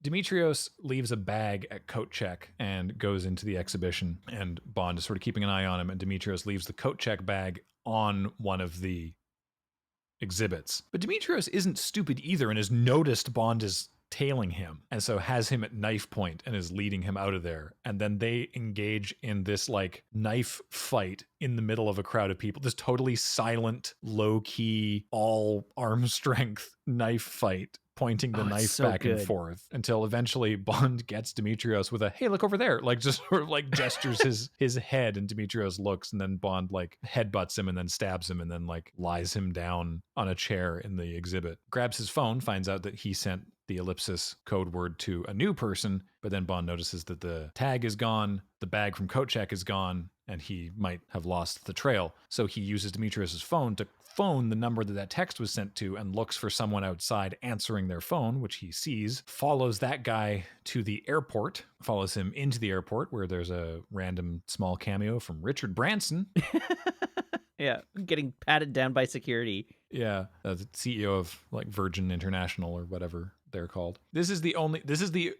For me, when I was rewatching this is the part of the movie where I was like, well, that's just unbelievable, because Bond just gets through security. And it's like, you have to have a boarding pass. They don't let you through security just for fun. Maybe he bought a ticket. I guess it wouldn't have been interesting to watch Bond on his phone in the taxi, like booking a flight. So he follows this guy through security. This guy also notices he's being followed. Like, these guys are good. Yeah. And he manages to duck away and escape, and in a change room in a store in the security area, changes into the uniform for Miami airport security. Bond actually sees him go into the secure area, and he immediately gets on the phone to Villiers and is like, I need to talk to M. And he's like, well, can I ask her what it is concerning? And he's like, you get her on the phone right now, because I'm at Miami airport and a bomb's about to go off. And he's like, right, can I put you on hold? I thought you might. So while he's waiting to be transferred, Bond puts two and two together. And so M picks up the phone and is like, yes, Bond, what is it? And he's like, I'll call you back, and hangs up. And she's just like, what the hell? So he realizes that ellipsis is the code to enter the secure area in the airport, like the letters corresponding to numbers, like on a number pad. And that's why ellipsis was going to expire, because obviously they cycle those probably every week or two or whatever. And so he uses ellipsis to get into the secure area. Meanwhile, at MI6, Villiers is like, why would this be relevant? Well, the new Skyfleet S-570 massive giant plane, the largest airplane in the world, is being unveiled there this morning. Maybe that's part of the thing or whatever. The bomber turns on the sprinkler system to make everyone evacuate, to just cause sort of general chaos. In the chaos, he makes his way out onto the tarmac. And then we get another really excellent chase sequence and action scene. There's this amazing shot of the Skyfleet plane in this hangar. And what strikes me about this shot is that it looks fake, because just the lighting and the way that the people are in shot, it looks like it's not real. Almost like it's a miniature with like people like composited in. Yeah, but I think it just looks unnatural because the lighting is weird. Yeah, I know the one you're talking about. I can't find any tell that it's not real, and giant planes exist. So I don't know. Does that specific plane exist? Oh, well. To the Internet Movie Plane database. It's in my autocompletes now. That is a Boeing 747-236B. It is a modified ex-British Airways Boeing 747, so it is a 747, and then it was modified with some physical props and some CG. I presume the dual jet engines are one of the modifications they made. Yes, because they look really silly. Interesting. We have at this point enough information to put together what the plot is, right? Like, we've been following along with everything that's been happening, and Le Chiffre has shorted another $100 million of Skyfleet stock. We figured out that Ellipsis is access to the secure area of the airport. We know he's hired a bomb maker. Bond is expecting a bomb to go off. We get information from MI6 being like, this is the target. He's going to blow up the plane. And we now know why, because if he blows up the plane, Skyfleet stock will drop, which will allow him to make a whole bunch of money on the shorting of the stock that he has done. Like, he's using his client's money to play the stock market in order to make money off of his client's money by arranging this terrorist attack. So this is the story so far. Yeah, that gets explained quite explicitly by M in an upcoming scene, as she mentions specifically that after 9/11, a bunch of airlines lost massive stock value, but some people made a ton of money because they had bet against the market. And so Le Chiffre is trying to artificially recreate that. Right. So we have this great chase sequence throughout the airport. The big takeaways here are that the bomber guy steals a fuel truck. He kills the fuel attendant and steals the fuel truck as Bond is sort of chasing him. Bond manages to get onto the fuel truck, and the bomber guy tries to get him off by driving dangerously as they're speeding around the airport. The thing that he has done is he's attached a little detonator to the truck. So the plan is he's going to drive the fuel truck into the plane, and then he's going to bail out at the last second, and then he's going to detonate the detonator, causing the detonator to blow up the fuel truck, which then blows up the plane. That's the end goal of the bomber, and Bond is trying to stop him. We get some fun action things in this. He drives through a bus. They get chased by airport police, drive across a runway just as a 747 is coming in to land, and it blows one of the police cars away. By the way, that shot, that's another one of those shots that's like, well, that's obviously CG. That's not. Now, it's not actually a car being blown by the afterburner of a passenger plane, because they don't have afterburners. Right. But it's basically on a bungee cable attached to a crane. Right, yeah. They just go and then get yoinked back. But it was done with real cars. That's awesome. Yeah. It looks great. It's very convincing. It looks awesome. This whole movie is just like, wow, everything looks so real, because by and large, it was done like that. Yep. So there are two great stunts in this, aside from that one that I really like. There's one where Bond is hanging off the side of the fuel truck, and as they're driving along the taxiway, there's another like a luggage truck headed in the other direction, and the bomber guy who's driving the truck tries to like slam the side of his truck against it to make Bond fall off. Bond sees this coming, and so he jumps off the truck and just tucks and rolls along the runway, and we get this great overhead shot of Bond rolling out of the way of this oncoming vehicle and just making it out of its way before the two trucks collide. And the collision of the two trucks causes them both to peel out. So Bond takes this, like, hops back up and like runs back to the truck with the bomber in it. That scene is awesome. Like, again, like super cool shot and shot composition, and just a really neat stunt. The other one is, it happens in a fraction of a second. Just as Bond is like trying to get into the driver's compartment of the truck, he runs along the top of the truck and then like does this awesome little flip thing where he like flips through the air and like kicks his feet through the window and like just slips through the front windshield of the truck, which is now broken out, and lands in the passenger seat next to the bomber. That little flip is super sweet. Yeah, that's really cool. So the long and the short of it is, Bond and the bomber guy get into a fight. Bond gets knocked out the passenger door of the truck, but while he's hanging there, he sees the little detonator. The bomber manages to line the fuel truck up with the jet. He hops out of the truck. Bond manages, just as he's about to hop out, Bond manages to grab his belt, and they get into another little fight, but he wrestles himself free, leaps out of the truck. So Bond then hops into the driver's seat, slams on the brakes to try and stop the fuel truck from colliding with the plane, discovers that the brake line is cut, basically just fishtails the truck and comes to a skidding stop mere meters away from the Skyfleet truck. And we have this great shot of Bond like totally harrowed by this, sitting there. He looks around like, did I do it? Is everything okay? Takes a moment to breathe, collapses out of the door of the truck and goes to stand up and is immediately accosted by airport security. They smack him in the head. They cuff him. They put him over the hood of a car. Because, of course, he's the only person that they've seen in the driver's compartment of this truck. And the other guy was airport security, or at least in an airport security uniform. So they've got him over to the front of the truck. And we see as Bond is sitting there, like all beaten up and scraped in the face. And he's looking forward on the hood of the police car. And he sees the bomber still in uniform standing further back. And he pulls out his phone to detonate the bomb because the truck is still close enough to the plane to blow it up, sends the signal, and then hears the beep, beep, beep, beep of the detonator that Bond has attached to his belt. And then we get this great reverse shot of Bond still like flat over the hood of the police car as we hear boom, and his face is illuminated by light, and then he just smirks.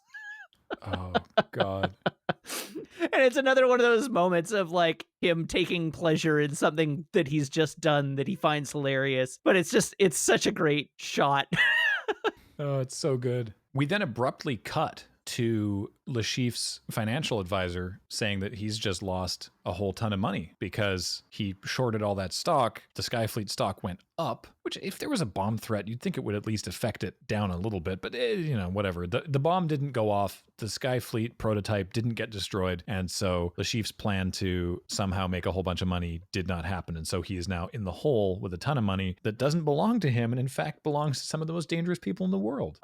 You might recognize this plot from 1967's Casino Royale. Yeah. Le Chiffre, on the hook for a whole bunch of money owned by criminal organizations, needs to find a way to make that money back. Yep. Bond arrives back at the Bahamas with Villiers, where they see that Solange has been killed rather brutally in a hammock on the beach. M mentions that she had been tortured first, and Bond confirms that she didn't know anything that could implicate him. Another thing that sort of doesn't really make sense is like Bond's face is like really cut up at this point, and those wounds heal real fast. Yeah. We have to assume that some time elapses in between this scene and when the poker game takes place. I guess so. I guess that makes more sense, yeah. Because it's a transition before the scars all go away, right? And the next scene we see him in where he's traveling, the scars are like halfway healed. Yeah. There's some more interplay between Bond and M here, where, he's like, I wouldn't give up on this, right? And she's like, well, I knew you were you. Like she knows exactly what Bond is about and what sort of stuff he's going to do. And, it's even going back to, when Bernard Lee would be like, absolutely don't do anything, go home and sit there and don't talk to anyone. And then Bond leaves the room and he's like, now Moneypenny, when Bond goes and does his mission, make sure that, M always sort of knows.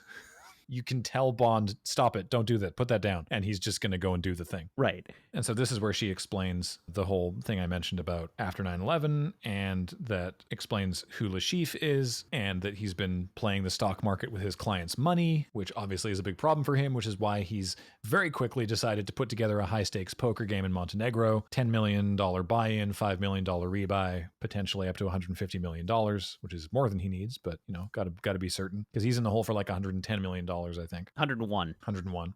During this scene, a man who, in another era, would definitely be Q. I was just thinking that. Yeah, there's no Q in this movie, which was like one of my only like big sad points when it came out. I mean, I would have been fine with it not to be John Cleese again. That wouldn't have really fit the tone. Right. But they were like, they just decided no Q at all. And there wouldn't be a Q back until Skyfall. Yeah, you're right. Yeah. And so that was, sort of a shame. But here's basically sort of what accounts to a gadget in this movie is this man who doesn't really have lines shows up with a injector gun and puts like a tracker chip into Bond's arm. I do like the exchange when he injects it and Bond just goes, ow.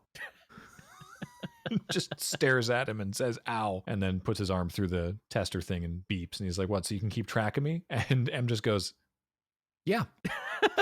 Yes, exactly that. Yes, precisely. She says that he's the best player in the service, poker-wise, and so she's going to send him to be in the poker game. She says, I wish it wasn't, by the way, because, you're racking up quite a body count, but you're the best person for it, so here we go. And says that I can rely on you to remain detached and dispassionate, right? And he's just like, yep.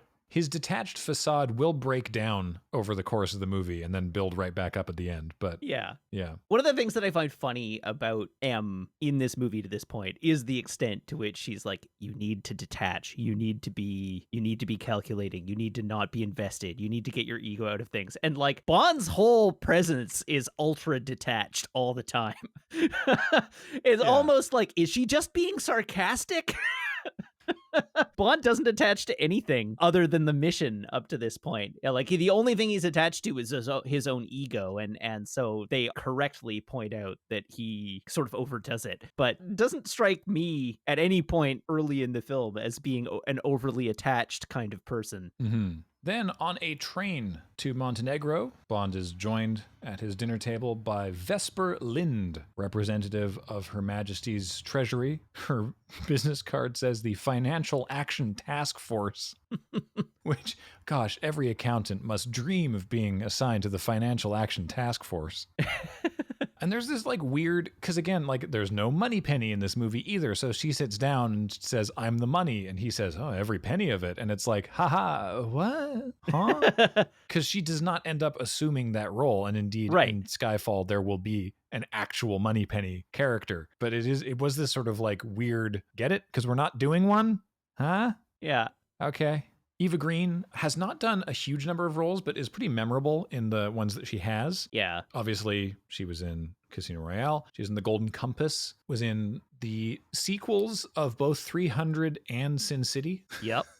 Just kind of entertaining. She's in the Penny Dreadful TV series and currently in The Luminaries and Miss Peregrine's Home for Peculiar Children. Ah, yes. Yeah. Just an entertaining name for a movie. Yeah. Eva Green's great. She's very good in this movie as well. Her role here is that she is representing the Treasury, who are bankrolling the $10 million buy-in and the $5 million rebuy if Vesper deems it appropriate to let Bond buy back in should he scrub out. And so this scene, which goes on for some time over the course of dinner, is a lot of to me, it errs a little too close to Aaron Sorkin style everyone is far too witty dialogue. Yeah. Everyone is like a little too quippy and smart in the scene. Yeah. It is ultimately good, but rewatching it I was like, this is a little too perfect. But yeah. They sort of barb each other back and forth. I mean, what gets revealed in this scene? They're both orphans. She thinks he has a nice butt. So the major premise of this scene is they get talking about it because it's relevant to like set up how the rest of the movie is going to go. So the primary sort of like jumping off point for the conversation is Vesper asks Bond. It's like, so you're telling me this is a game of skill, that poker is a game of skill, and he's like, yeah, it's all about reading people. You know, it's only a game of chance if you assume that the person with the best hand always wins, and that's not the case. It's all about understanding your opponent and reading their tells and inferring what they're going to do in a given hand. And if you can play off your read of other people, then you can win consistently. And so she challenges him to read her, and he's like, okay, so you're a smart woman, but you're worried about being taken seriously, so you put up a bristly demeanor, you dress a little masculine, but that has a tendency actually to work against your desire to be taken seriously, because to your male peers you come off as like aggressive and prickly. Then he like sort of like goes through her history and is like, also you're standoffish and normally I would go to only child, but given that you ignored a previous quip that I had about your parents, I'm gonna have to say you're an orphan. And then she turns the tables on him and does a read on him and nails him to the wall even better than he did to her. Mm-hmm. It's like, okay, well, you by the cut of your suit, I can tell you went to Oxford, but the way you wear it with such disdain means that you were probably there by the grace of somebody else's charity, and all the rich boys at school didn't let you forget it. You think real people dress like that, but the way you carry yourself says that you hate presenting yourself this way. And since you went to orphan as your first guess for me, I'm going to have to guess the same of you. He sort of like takes this in good stride, having been laid out. And then she basically lays down the fact that there's going to be no romantic connection between them, despite the fact that he has a perfectly formed ass. And he's like, oh, so you noticed. And she's like, well, even accountants have imagination. I actually find this scene really charming. Mm-hmm. You're right that it's a little too perfect and a little too tight and a little too like witty, but I like the interplay between them. It does so much character building work for both of them that the scene just works like gangbusters. They arrive in Montenegro and Bond gets their cover information from MI6 with some fake passports. I do appreciate this moment sort of referencing the Bond tropes of the past, where he says that Vesper's cover name is Stephanie Broadchest. I love it so much. And she immediately reacts, is not! and tries to take the paper from him.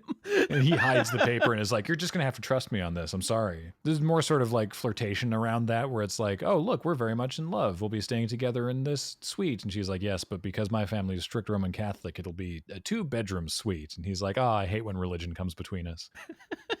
So they check in and, Bond, being Bond, walks up to the front desk and says, hey, what's up? Reservation for Bond? You'll find it under beach. And she gets annoyed at that. And the lady behind the counter is like, well, have a good time. And he's like, I will, thanks. And then hands the reservation slip to her and is like, sign this, would you? You represent the treasury. And then turns around and plays on his phone. So he explains to her, because she's mad at him for ruining their cover. He's like, look, if the chief is as connected as we all think he is, he already knows who I am, which means he is fine with playing against me. So I didn't even give any information that he doesn't already know. And she's like, yes, you did. You showed him that you're reckless and stupid. And then she heads up to the room by herself because there's not enough room in the elevator for both of them and his ego. So then he heads out to check on the car, which is a very fancy looking, much newer Aston Martin. So this is the 2006 Aston Martin DB5? DBS. Oh, DBS. All right. Yeah. The whole thing, it's plush inside. Like the dashboard is velour or something. Yeah. It's ridiculous looking. It's a really nice car. It's really nice. He reads his note from MI6. We don't see the note, but he just smirks and says, I love you too, Em. Like it's just a nice little moment.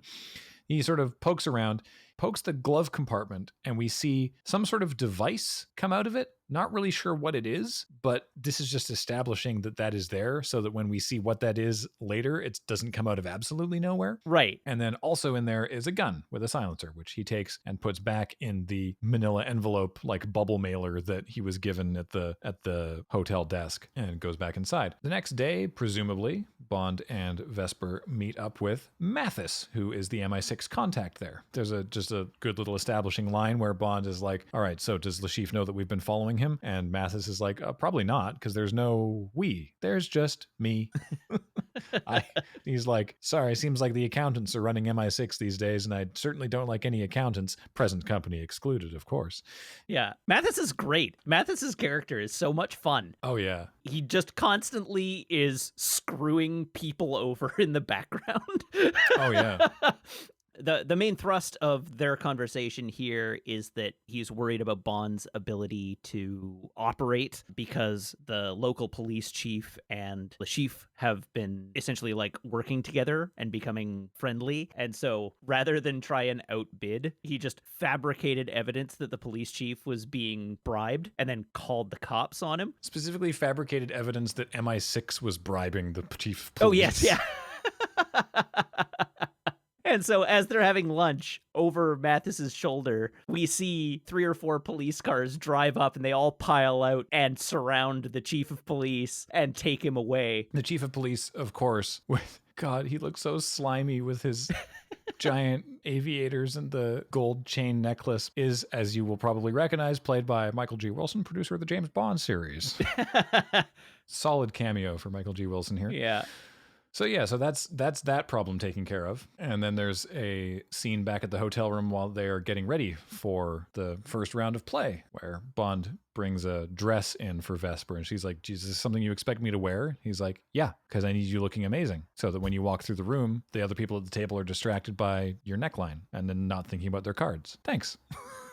And she's like, "Cool, sure." And then he goes back into his room and sees that there is a suit on his bed and is like, "What is this?" And she's like, "Well, the line is there are dinner jackets and then there are dinner jackets, and that is the latter." Yeah. He's like, "I already have a dinner jacket." Well, do you though? Bond is just like, "It's tailored." How did you get my measurements? I sized you up the moment I looked at you. Yeah. I just like that they get to jab back and forth. I quite like their interplay through like all the way through the movie. The interplay between them is great. Yeah. There's a shot of Bond sizing himself up in the mirror, now wearing the dinner jacket and the bow tie and everything, that like in any other movie, any other Bond movie, you'd hear the faint chords of the James Bond theme. But we're halfway into this movie and we have not heard the James Bond theme yet. You're right. Which I noticed at the time. I was like, this is weird. Although they have made ample use of orchestrations of You Know My Name, the theme song, right, which is great. I've really enjoyed how much they work the theme song into the movie. I've mentioned before that I like when they do that, and they do it really well in this movie. Yeah, and musically, the way they've orchestrated it, it sounds very much like a Bond theme, right? Yeah. I don't know a ton of musical theory, but I'm given to understand that there are certain musical traits that are typical of music to make it sound like it belongs in a Bond movie. Mm-hmm. And this music sounds like it belongs in a Bond movie. Yeah. So Bond makes his way to Casino Royale, where there's a private salon, and that's where the game is going to happen. Yeah, Lashif introduces himself and says, Mr. Beach, or is it Mr. Bond? I'm a little confused. And Bond just says, well, we wouldn't want that, would we? And leaves. Just like so needlessly hostile. Anyway, he's not the dealer, like the administrator of the game, I guess. The representative of the casino introduces a man from a Swiss bank who's going to take all their money and put it into escrow and hold on to it until the thing is over. I love the Swiss banker. I just like his demeanor throughout the movie. He's so great. Yeah, the character is Mr. Mendel, played by Ludger Pistor, who was in X-Men First Class. Oh, Oh, yeah. Oh, as first German. Okay, well, that's All maybe right. less exciting. But he was also in Run Lola Run. Oh, yeah. Okay. Yeah, and also in Inglorious Bastards as Captain Wolfgang. Probably a different tone, but yeah, he's very just like, "Hello, everybody. I am here to help you out with all of the money." Like it's just Yeah. he's very like friendly and affable. He reminds me of the shopkeeper from Frozen. Yeah, There's another scene later in the movie where Hello? he shows up with a woohoo, big summer blowout. um. He asks Bond, because he's first alphabetically, to put in his personal passcode, and Bond sort of smirks and types a passcode in. At the end of the movie, or later in the movie, we will find out that the password he's chosen is Vesper, which is absolutely not the buttons that he pushes when we see the close-up of him entering the code. Continuity. Anyway, so then the game begins. There are 10 players, of course, and the game is underway. There's a lot of, like, solidly the next half hour of this movie is poker stuff. Yeah. But, like, a lot happens, and it's really good. There's actually, like, 3 main hands that all come down to heads up between Bond and Le Chiffre that sort of form this, like, mini 3-act structure. Yeah. Over the course of this. The first one, Le Chiffre has a profoundly obvious tell. Yeah. Where it's not subtle at all. No, where he like puts a finger on the side of his head. It's just sort of like, let's blare from the rooftops that this is the tell. He ends up winning the hand, but Bond says that he didn't have the winning hand until the last card came up, and he would have known that, so he was bluffing when he did the tell. So okay, we've got that. And importantly, he tells that to Vesper and Mathis, and that ends up being very relevant. Even though, because she's annoyed that he lost the hand and a bunch of money, but he explains that, and him explaining all of that makes her sort of think for a moment, like, he might actually know what he's talking about. This is also the scene straight from the book where he orders the martini that he ends up calling the Vesper, and it is straight from the book in an anachronism because he orders it with 3 measures of Gordon's, 1 measure of vodka, a dash of Kina Lillet, and a twist of lemon. Shaken over ice, served in a cocktail glass with a slice of lemon. Yeah, and Kina Lillet is no longer available. Yeah, in 1985, it was reformulated, so now it's under a different name, like Lillet or whatever. So it's him ordering that as a drink in 2006 is just sort of an amusing anachronism. And then the rest of the table is like, that sounds great, I'll have one of those. The character we will discover is Felix Leiter is like, I'll have one of those too, keep the fruit, doesn't want the slice of lemon. Yeah. Le Chiffre is like, are we all done ordering drinks now? Can we play some poker? I just like that he's getting like antsy. Yeah. It's like, I need to win this money back. Over the course of this scene, also, Vesper walks in and does the opposite of what Bond asked her to do, where she walks in across the table from him and distracts him. Yeah. And nobody else at the table can see her. Mm-hmm. Bond sneaks a tracking device into Le Chiffre's little puffer, little asthma inhaler, which for some reason he's left on a table. And then they head back to their rooms because they're taking a dinner break. Le Chiffre goes back to his room where, unfortunately for him, General Obano and a heavy are there, very upset to learn that they don't have their money at the moment. Bond swings by the front desk and picks up the package he left there, which, of course, the front desk clerk does not know is his gun. Vesper is also surprised to know is his gun. And Bond puts in an earpiece so that he can listen to the little tracking device, which is also, I guess, has a microphone. Obano pulls out a machete and threatens Le Chiffre, basically saying, I would take your hand for this betrayal, but you need it to play cards. So maybe I will take hers instead, indicating Le Chiffre's girlfriend. And he takes a swing at her, but stops short and doesn't actually cut her hand off. He does note to her that Le Chiffre was totally silent. He was like, not even a word of protest. You should consider a new relationship. Or I don't know exactly what he says, but a new boyfriend. Yeah. So they've threatened Le Chiffre enough and they decide to leave. Bond and Vesper are outside Le Chiffre's room at that point. I don't know what Bond was intending to do at this point, because that's the one thing I don't understand, because he put the tracking device in, but the game isn't over. Was he just going to go kill Le Chiffre at this point? I don't think so. I expect he got the gun just for the sake of in case something went wrong. But why did they go up there? Why? I don't understand why Bond and Vesper are in this situation, I guess. I assume he's just going to surveil him, right? They go up to the floor. Bond is not going in. We know there's a bug in the puffer. Maybe it has a limited range. They go to the the hallway. Like, they're not trying to bust in on him. He only sends Vesper away when they hear that there's something wrong happening inside the room, because they hear the screams, and he's like, you need to go. And she tries to get back on the elevator, and the elevator door closes, so he sends her to the stairs, but she doesn't get there in time as Obano and the Heavy are leaving. So I mean, he was not going to put Vesper in danger, right? They were both there, and it's not clear why they were both there, but he was clearly not about to go start an action scene, because he tries to avoid one.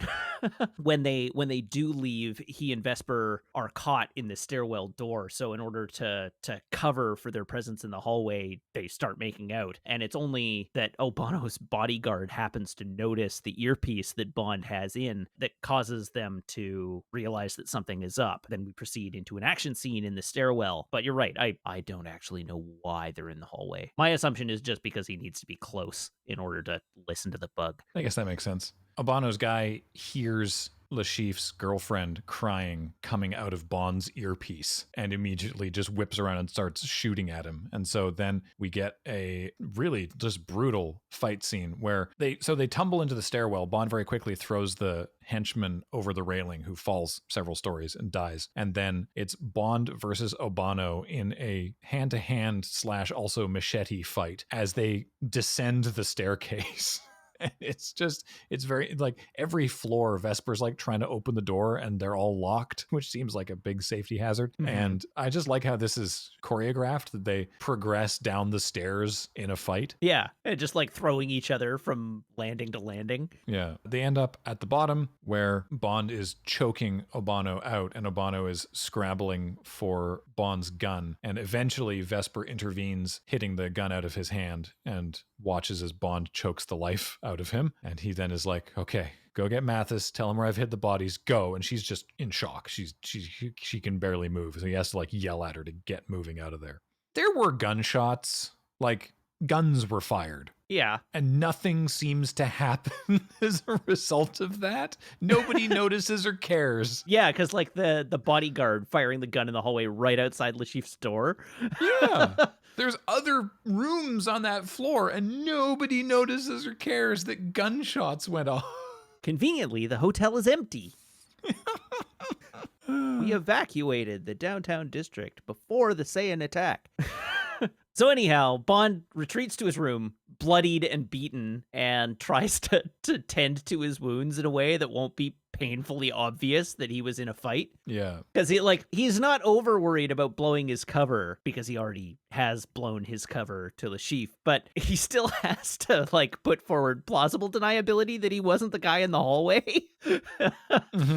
So he's like desperately trying to wash all the blood off his face and like tend to the wounds so that they don't look, they're active open wounds on his face. And he downs like 6 ounces of whiskey in what is like an unhealthy amount of booze, and then makes his way back to the table just as the game is about to resume. And Lashif notices that he's changed his shirt and says, "Mr. Bond, I see you've changed your shirt. I hope our little game isn't causing you to perspire." And Bond barbs back, "A little, but I won't really be in trouble until I start to weep blood." Which is just like, wow, that was an unnecessary escalation. All right. Okay, guy, come on.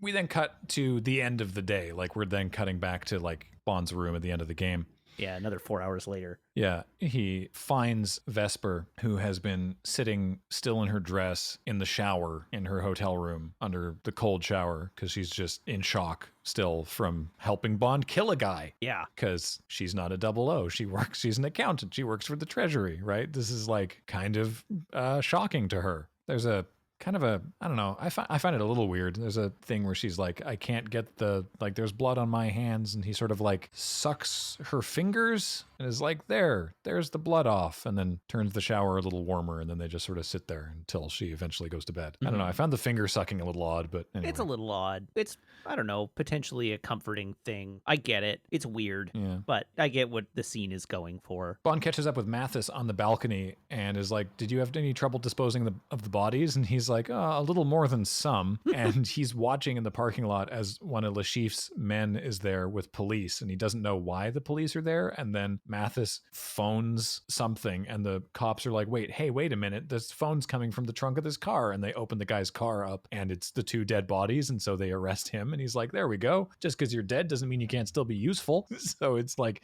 now Lashif's going to be looking over his shoulder. And we cut to a shot of Lashif looking down on this scene as well, like scowling out the window.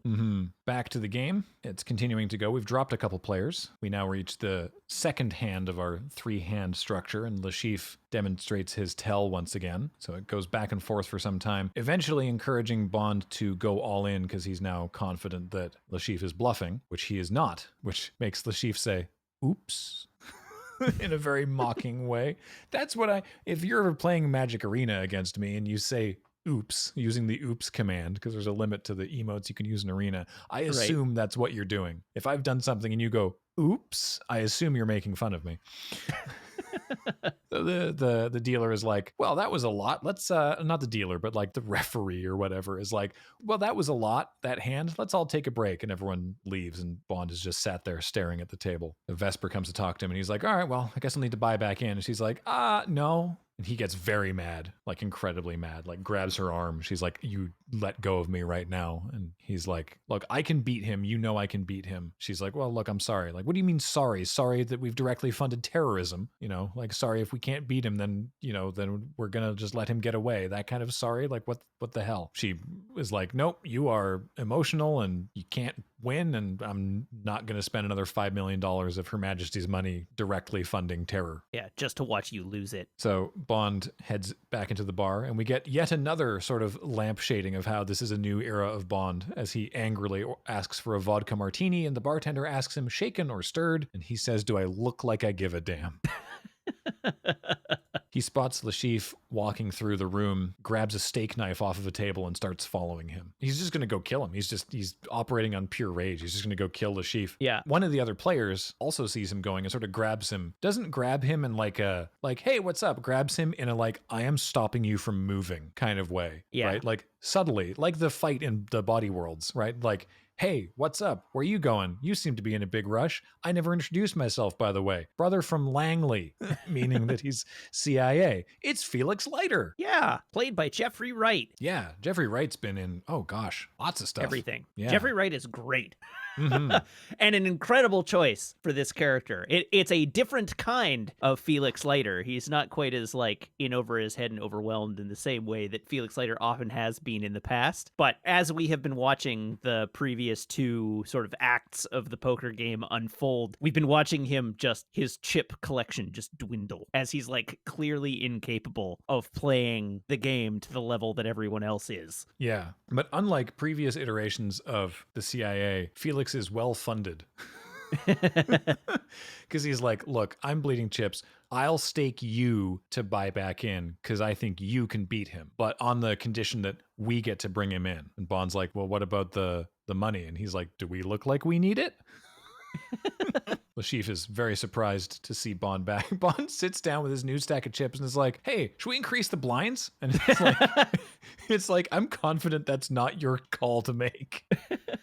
There's a bit later on. Well, so after that previous loss, Lashif outright says, like, you must have thought I was bluffing. Whatever gave you that idea? Meaning that he knows, somehow, he knows that Bond was onto his tell. After Bond sits back down, he does the tell again and then now realizes he's doing it and is like, oh, and just folds the hand. He's like, oh, crap, I didn't catch myself that time. So, like, if you're a high-stakes poker player, yeah, do you not play against friends that tell you what your tells are? So that when you're playing for $150 million, you're conscious of what your tells are?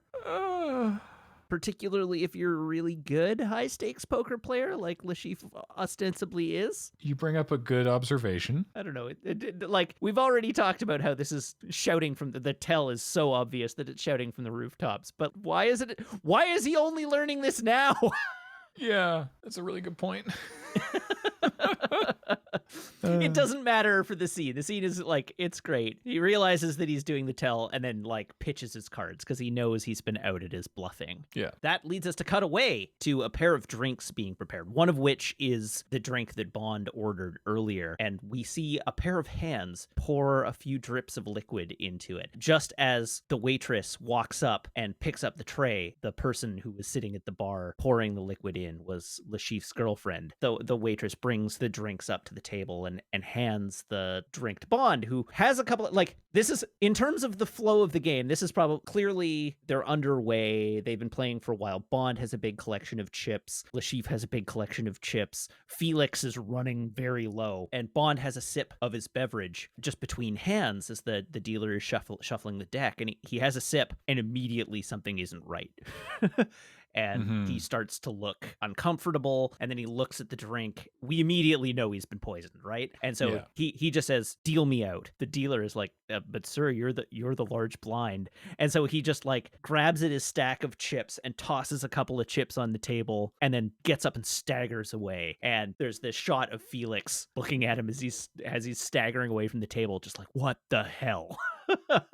On his way out of the room, he grabs a glass and a salt shaker off of one of the dining tables. Yeah. And then there's this scene which is very like blown out and like light bloomy and very shakily handy cam shot of him in the bathroom pouring all the salt into a cup of water, downing it all and forcing himself to throw up. So he staggers out of the hotel across the street, being like clipped by a couple of cars in the process, and manages to make his way to the passenger seat of the Aston Martin, pulls out his cell phone and cracks open the glove compartment where the device that we saw was there before, and starts doing things. So he gets this device, he plugs it into the bottom of his phone and injects it into his arm, and it's like a vital signs monitor thing that starts broadcasting his medical state to MI6. And we have the scene where they're like coaching him through administering an antidote, but they don't know what he's been poisoned with, and he doesn't know what he's been poisoned with. So they're using this like sensor device to try and figure out what the toxin is so that they can tell him which antidote to use, because he has a couple of combi pens with different drugs in them. This entire med lab of people like, what is it? What is it? What is it? Oh, okay, it's this. What do we have available for him to use? It could be, he could use adrenaline. He could use, like, they run down a bunch of different drugs, and they're like, all right, what you need to do is you need to take the defibrillator, which is what the middle device was, and like attach the leads to your chest, press the button. And there's like an argument between the two guys leading the strike force of like, he needs to press the button now. It's like, no, he's only going to have one chance. We have to wait until the last possible second. He takes a drug to counteract the thing, and they're like, all right, you're going to pass out, but we need you to hit the defibrillator before you do to keep your heart going. Press the button. And he goes to press the button and nothing happens. And everybody at MI6 is like, press the button, Bond. Bond, press the button. Press the button. As Bond is sitting there in the car fading from consciousness, and he realizes that one of the wires on one of the leads has come loose and isn't plugged in anymore. And he goes to plug it in and falls unconscious before he can. And so everybody at MI6 is sitting there watching his heart rate slow, sure that he's going to die, only for Vesper to arrive at the car, realize what's happening, plug the wire back into the lead, and press the button, bringing Bond back to life, like restarting Bond's heart. And Bond comes to and immediately looks at her and says, "Are you okay?" She's just like, I love "Me?" that. He's just like breathing heavily and just like, are you okay?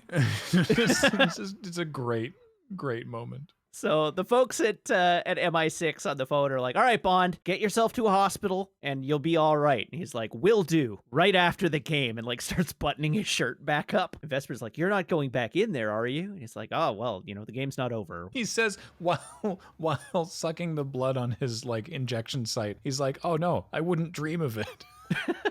And then obviously heads back in there. I also like there's a bit where he says to Vesper, he's like, thank you. And the MI6 doctors are like, oh, you're welcome. Yeah. So he goes in and sits back down at the table. The chief is shocked to see him. And he's like, oh, sorry, that last hand nearly killed me. So then we cut to later on, and there's only 4 people remaining. Lighter's out now as well. And then we get the hand.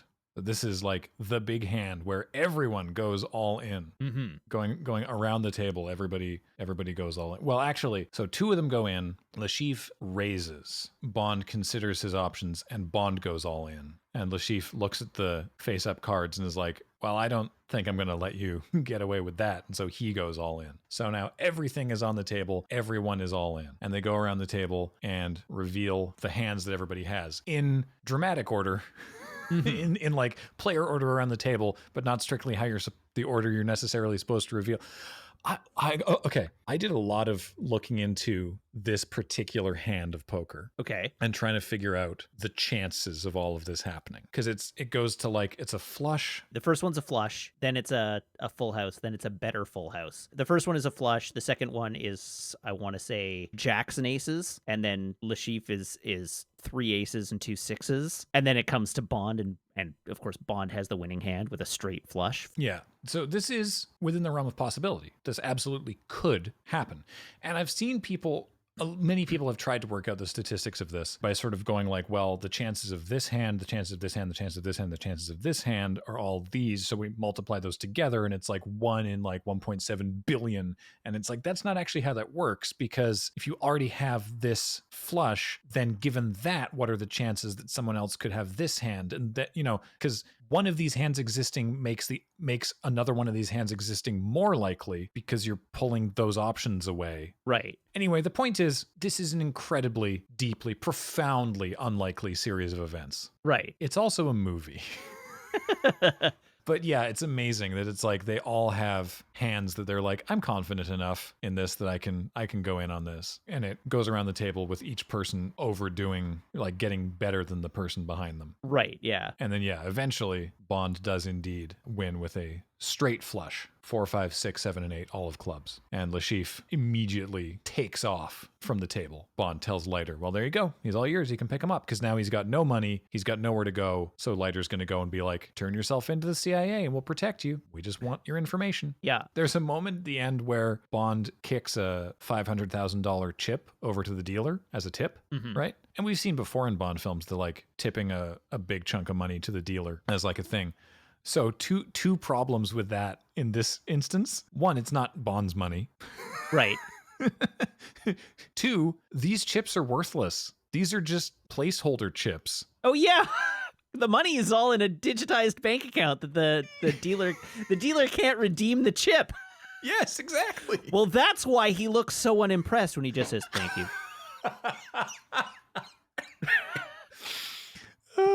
Oh God. Thanks for the tip, jerk. Yeah. So then Bond and Vesper go and have dinner. This is where Bond says that he's decided what he's going to name the drink. He says, I think I'll call that drink a Vesper. And Vesper says, why? Because of the bitter aftertaste? And he says, no, because once you've had it, that's all you want to drink. And she laughs. Yeah. And she laughs and he's like, that was a good line. And she's like, that was a very good line. Yes.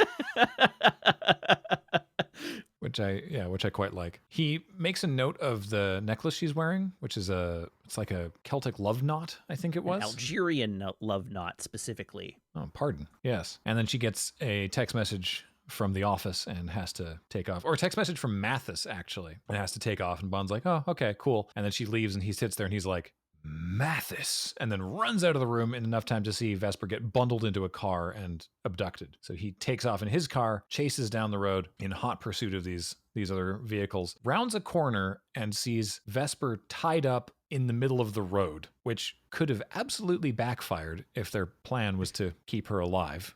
Yeah. I'm not quite sure sort of how that plugs into their overall plan here, but anyway.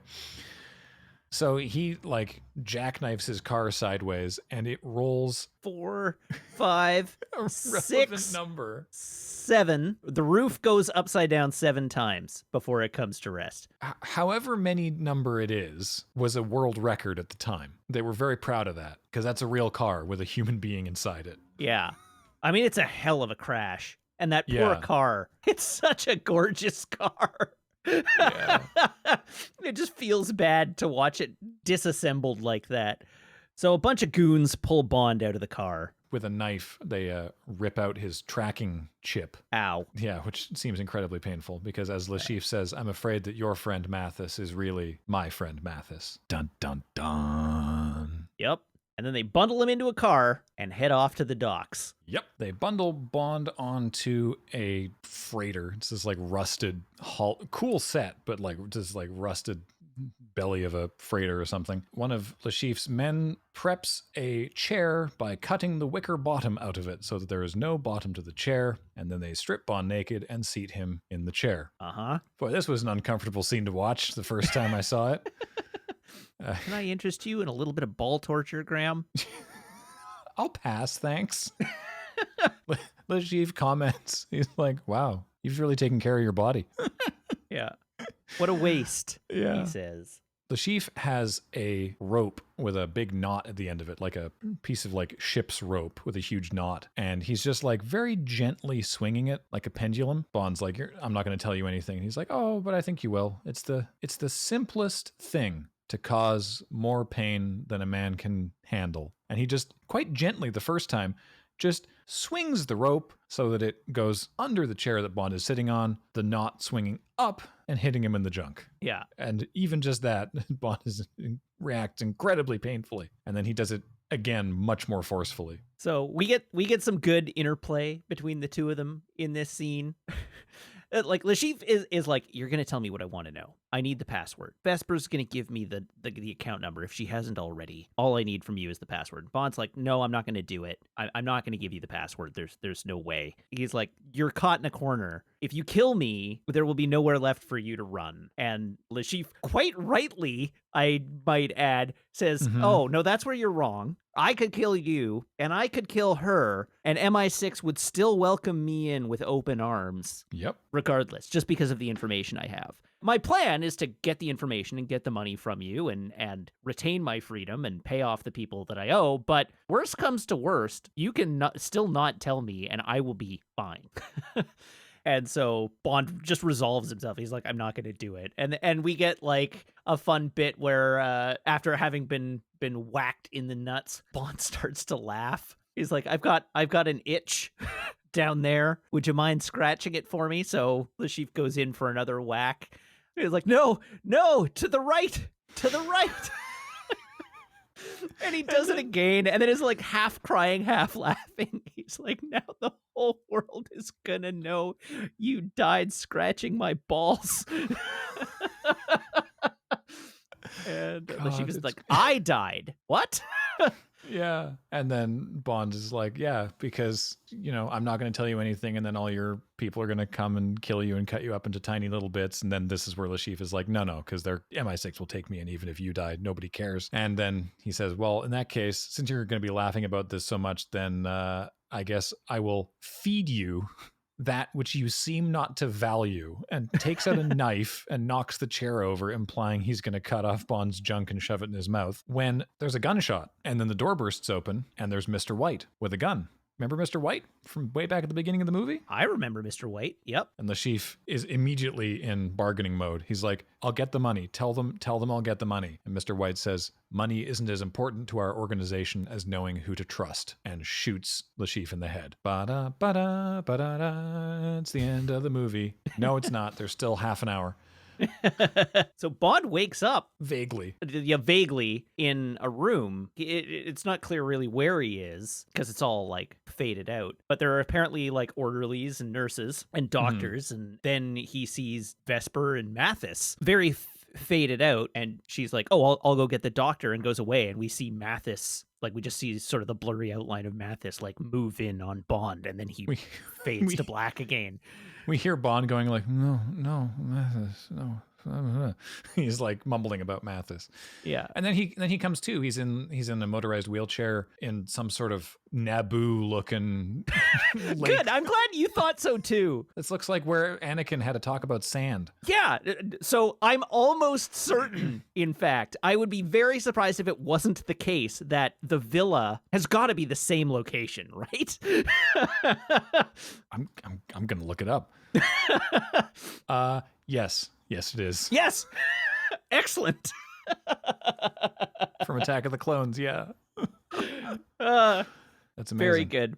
So anyway, we have a conversation with Bond and Mathis at this recovery center. And Mathis is like, do you wonder why they left you alive? Bond just sort of like deflects and says, well, where is she? Mathis is like, well, she's sleeping. I'm supposed to get you to drink this. And continues to sort of spin a thread saying like, it's weird that they killed everyone else, but they left you and her untouched. That's weird, isn't it? It's almost as if somebody was trying to tell us something. Can you think of anything that might help us? Is the line that really sounds very suspicious coming from Mathis, because you're immediately like, who's us in this situation, Mathis?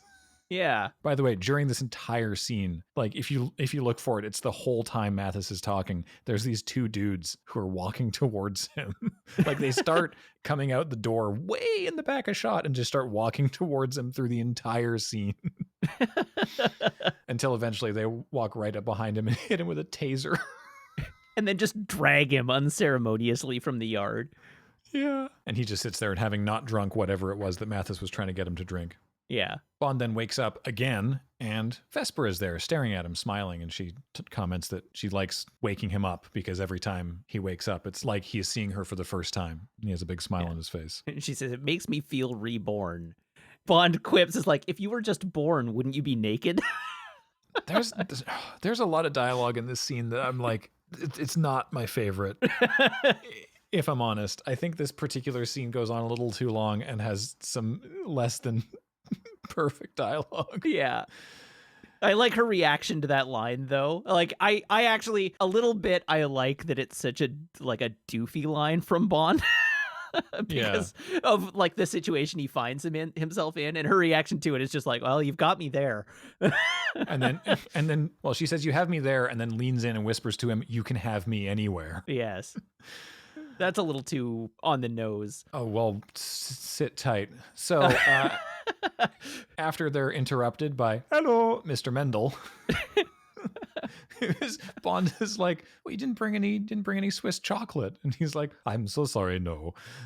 Because he's like, we have this money in escrow. Can you please have it not be in our escrow anymore? Yeah. So he gets Vesper to put in the account number for the treasury, and he asks Bond to do the password, and he's like, oh, well, you can do that. It's VSPER. And she, halfway through, she like starts breaking down as she enters it, and Mr. Mendel excuses himself, and then Vesper's, having a moment. I don't know why him making the password her name affects her so much, but she's having a really emotional moment with it. It's not apparent narratively yet, and it won't be narratively apparent as to what's going on until the very end of the film, in terms of like what's going through Vesper's mind at this point. But she's playing Bond. She's manipulating him, and I think she fully just feels bad about it. Yeah, she doesn't want to be manipulating him here. It will be revealed. She does not want to be doing that, but she sure is. And so, yeah, I guess maybe that's why. It's maybe it's just a moment of like, oh, he's so pure. Yeah, like I think she realizes that he's actually like fallen for her, so she legitimately regrets what she's doing. It's not the best acting from Eva Green in this particular shot, though. Because the reverse shot, the like her looking at Bond and realizing what's going on is quite good. But then she goes and sits down and does a face palm. And it's like so over the top, the face palm. And it's held for so long because of the way the shot cuts and then reverses. She's sitting beside Bond, basically hanging her head for a solid 3 or 4 seconds. Subtle enough because it's the background and it's not the focus it's not where your eye is drawn to in the scene. But if you happen to be looking at her in the shot, she just has this comically overdone face palm for so long. So then she says, I just want you to know that if all that was left of you was your little finger, you would still be more of a man than anyone I've ever met. And Bond looks at her for a solid couple seconds and then leans over and says, that's because you know what I can do with my little finger. And then she calls him on it. She's like, no, I don't. He's like, oh, but you're aching to find out. And then she's like, oh, you've got your armor back up now. And he says, no, I don't have any armor left. You've stripped it from me. And it's like, oof, this dialogue is not amazing. No. So then there's sort of a recovery montage where they're still at the medical facility, but Bond's feeling a lot better and they start boning. And then they're on a beach. Bond's like, well, I'm going to quit. I've decided I'm going to leave MI6 and resign, and you and I can just go and earn an honest living, though you're going to have to do most of that because I have no idea what earning an honest living means. They're very much in love and they're running away together. And then this scene just sort of keeps going, right? It's like, wait, why is the movie still going? Now they're in Venice. Now they're sailing in Venice, and Bond's sending in a resignation to M, and they look all happy, and they're just sort of traveling around. And then Vesper notices a man walking on one of the docks, and this actually is annoying to me. So this character's name is Gettler, but you see him from this like moving shot from a distance, and he's a guy wearing glasses where one frame of the glasses is blacked out, like as if it's an eye patch. Right. For a few minutes, I was like, wait, is this Lashif? Did he live? Oh, The first time I saw the movie. right. Because it's like another white guy with an effed up left eye. Right. Right? It's like, wait, what's going on? And then eventually you realize that no, it's a totally different guy who just also has a weird left eye. Right. Odd choice to have them both have that same quirk. Yeah. Anyway, she sees him and he looks dead at her, and she looks a little not thrilled with that. You're like, wait a minute, so there's something else going on. They wake up the next morning and they're like, all right, we're gonna have to go like buy supplies for our aimless wandering. She gets a text from her office and is like narrating as she's typing this text. I'm back in 1 month, and then Wouldn't sends a you text. love to have a job where you can just F off to the other side of the world and then send a text to your boss being like, I'll be back in a month, and still have a job to come back to? Yeah, that'd be great. And then she puts the phone down and leaves it there, and they split up. He's going to go get supplies, and she's going to go get the money that they need to, because they're going to go like on a boat, right? Like they're going to Yeah. go sailing. And so she's like, how much money do you think we'll need to float for a month? Right. And so that's what she's going to get. And he's going to go get whatever provisions they need in order to be able to do this. Bond gets a phone call from M, who says, I got your letter, and we'll talk about that later. In the meantime, there's a lovely man from the Treasury here wondering when you're going to deposit the money. Bond immediately realizes something is going wrong, but again doesn't tell M everything he knows and just says, that's funny, I didn't think they'd miss it. And she's like, yes, well, as soon as you can, please. And he's like, yes, I'll do that. Then he phones Mr. Mendel and is like, hey, where did that money get deposited to? And he's like, in the account that you said. In fact, I can see, for some reason I can see this, that the money's being withdrawn right now. From where? Well, from the Venice branch, of course. So Bond runs into that branch of the bank, doesn't see anyone there, but does manage to, at a distance, spot Vesper walking through the back alleys of Venice. The cinematography here is great because she's wearing this bright red dress and it really stands out, but there's so many shots in here where it's like you just barely catch a glimpse. Yeah. It's really, really good. This whole movie is shot phenomenally well. And so he tails her, manages to take out a guy that's keeping an eye out for him. She is handing over a briefcase of money to that man, Gettler, who spots Bond and immediately grabs her at knife point and says, don't come any closer or I'll kill her. To which Bond responds, Allow me. which is dark, and he Yeah. spins around and is gonna shoot her when there's a guy with like a semi-automatic or submachine gun or something that starts shooting at him so he doesn't get the shot off. They run away and retreat into a building that's being restored. This is Venice, right? So like there's the canals and the basement's flooding, and like the building is being held up by these giant inflatable things. So Bond shoots one through the door and the whole building creaks. This entire sequence, it's an amazing set piece, both like in the sense of an action set piece and also just literally the set is amazing. Yeah. The exteriors are a miniature, which is astonishing. It's just done so well. Like it's a miniature composited into real footage. Yeah. But that's awesome. It's so amazingly well done. But yeah, there's this whole sequence with them running around inside the thing, and there's 3 goons, and Bond and them get into a fight, and it starts sinking, and one of them uses a box cutter. Bond eventually gets a nail gun that for somehow like has actual force behind it to like fire full-on nails out of it that like impale into people. Bond gets hit with a nail and pulls it out, and it's like it looked like it went in like 4 inches. Yeah. It's absolutely improbable. The briefcase of money falls down into the water. He shoots Gettler in the eye and kills him like through the bad eye, but these nails are enormous, so it goes like right into his brain, I assume. Anyway, so Bond deals with all the guys, and then Vesper is stuck in the elevator. Like they put her in the elevator so she couldn't run away while they dealt with Bond. And Bond's trying to get the thing open, and Vesper locks the elevator from the inside and traps herself in there as it slides underwater, basically deciding that it's over and she's going to kill herself. Right. And Bond tries to break her out of there, but it won't work, and he watches her drown. Yeah. I mean, she functionally drowns herself because she gulps water. Yeah. So it's pretty dire. And Bond is trying really hard to get her out of the elevator and watching her drown. And it's rough. Yeah. he does eventually get the elevator door open and somehow haul her to the surface, to the roof of this building that is now fully sunk into the canal, and is trying to perform mouth to mouth on her, and it just doesn't work. She's long dead. Funny that there's no one else there, because there was this wide shot earlier of like a bunch of people from just across the canal in a big open square watching this happen. And even though he's on the roof now, there's like no one else around.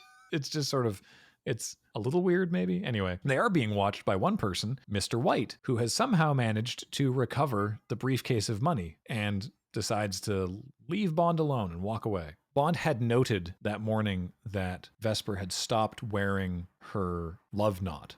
And I can't remember what the exchange was. It was like... here we go. It was time enough to get over someone was the question. And then she kisses him and then responds, to realize that sometimes you can forget the past. Right. Because, as we now find out on a phone call between Bond and M, her boyfriend, was abducted by whatever Mr. White's organization was, and she was being blackmailed to work for them. And I believe the assumption or indication is that he had been killed, and what was happening here is that she was getting them the money in exchange for letting Bond live. I don't think that is the case. I believe the boyfriend is still alive, as far as we know. But we do learn for sure that she cut a deal to save Bond. But she also knew that she was going to her death in the process. Her choosing to drown herself in the elevator is because she knows that even if she survives, that she's going to be murdered. She just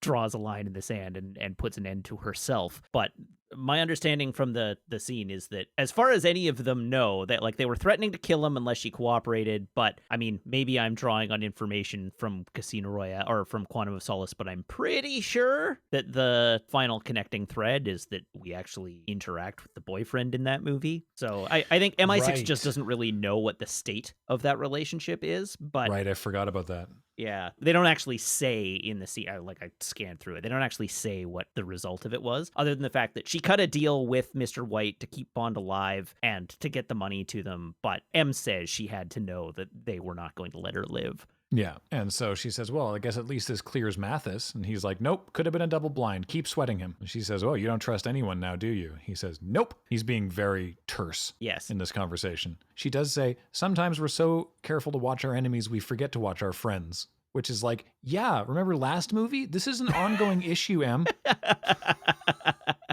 Get better at watching your friends. Yeah. So she does say, like, we want you back. We need you back as soon as possible. Bond is like, all right. She's like, if you do need some time, we can arrange it. And he's like, why would I need that? The job's done. She's dead. I'm good to go. And specifically, because I think it's worth commenting on, he says, job's done. The bitch is dead. Yeah. And even M is a little like, oh, geez, guy, come on. That's like, too far.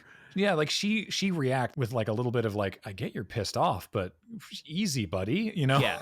And in fact, she responds specifically at that point by saying, you know why she was doing this, right? To save you. She saved your life.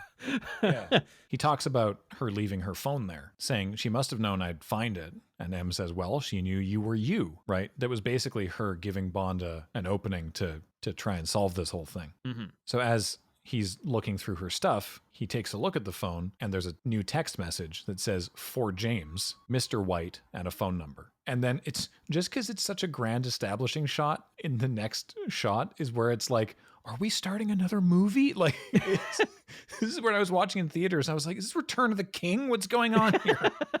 And I mean, the answer is kind of yes. Yeah. Because this fully is the first, this is the opening of the next movie. Yeah.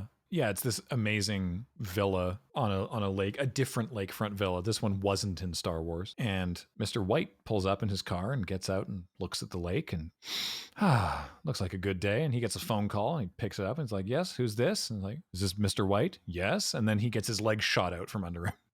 And then he's crawling to the house to try and find cover. And Bond walks up behind him with the James Bond theme kicking in. This is where the James Bond theme hits for the first time in the movie. Mm-hmm. And it's like, oh boy, now we're there. He's James Bond now. Yeah, and it's like, this is that thing that you were talking about where like kind of every one of Daniel Craig's movies ends with like, okay, now it's James Bond. Yeah.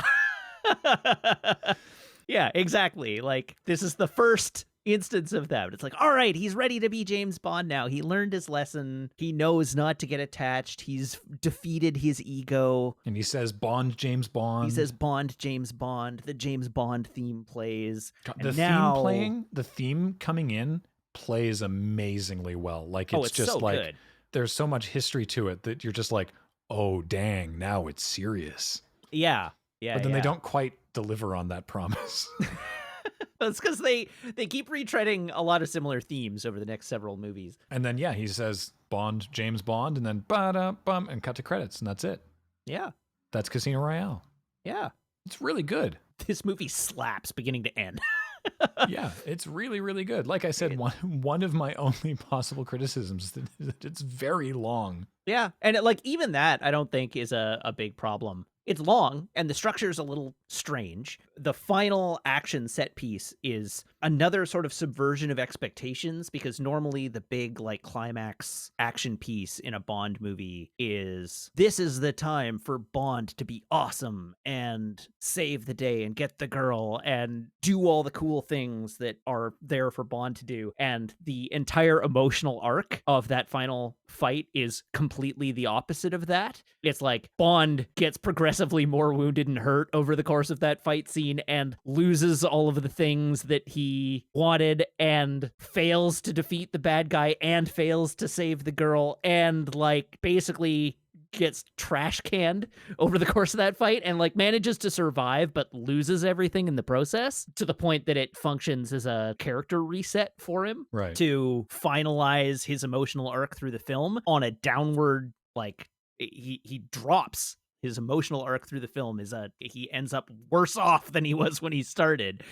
That gives him the place to be James Bond as we move into the next movie, but it feels very different from the kind of action set piece and the kind of emotional catharsis that we typically get from the end of a Bond movie. It's like, oh, this one just kind of feels bad. We will watch him get cut with a box cutter and stabbed with a nail and get grimy and beaten up and lose while winning. It's just a really interesting construction for that final sequence. Mm-hmm. And Bond himself does have a lot of he has a lot of character to him over the course of this movie, like not just like his development as like explicitly said by other people, but also just like the little smirks that he gives when he gets like amusement out of something that he's done. Right? It's just, I like that. Yeah, me too. I mean, testament to Daniel Craig's ability as an actor.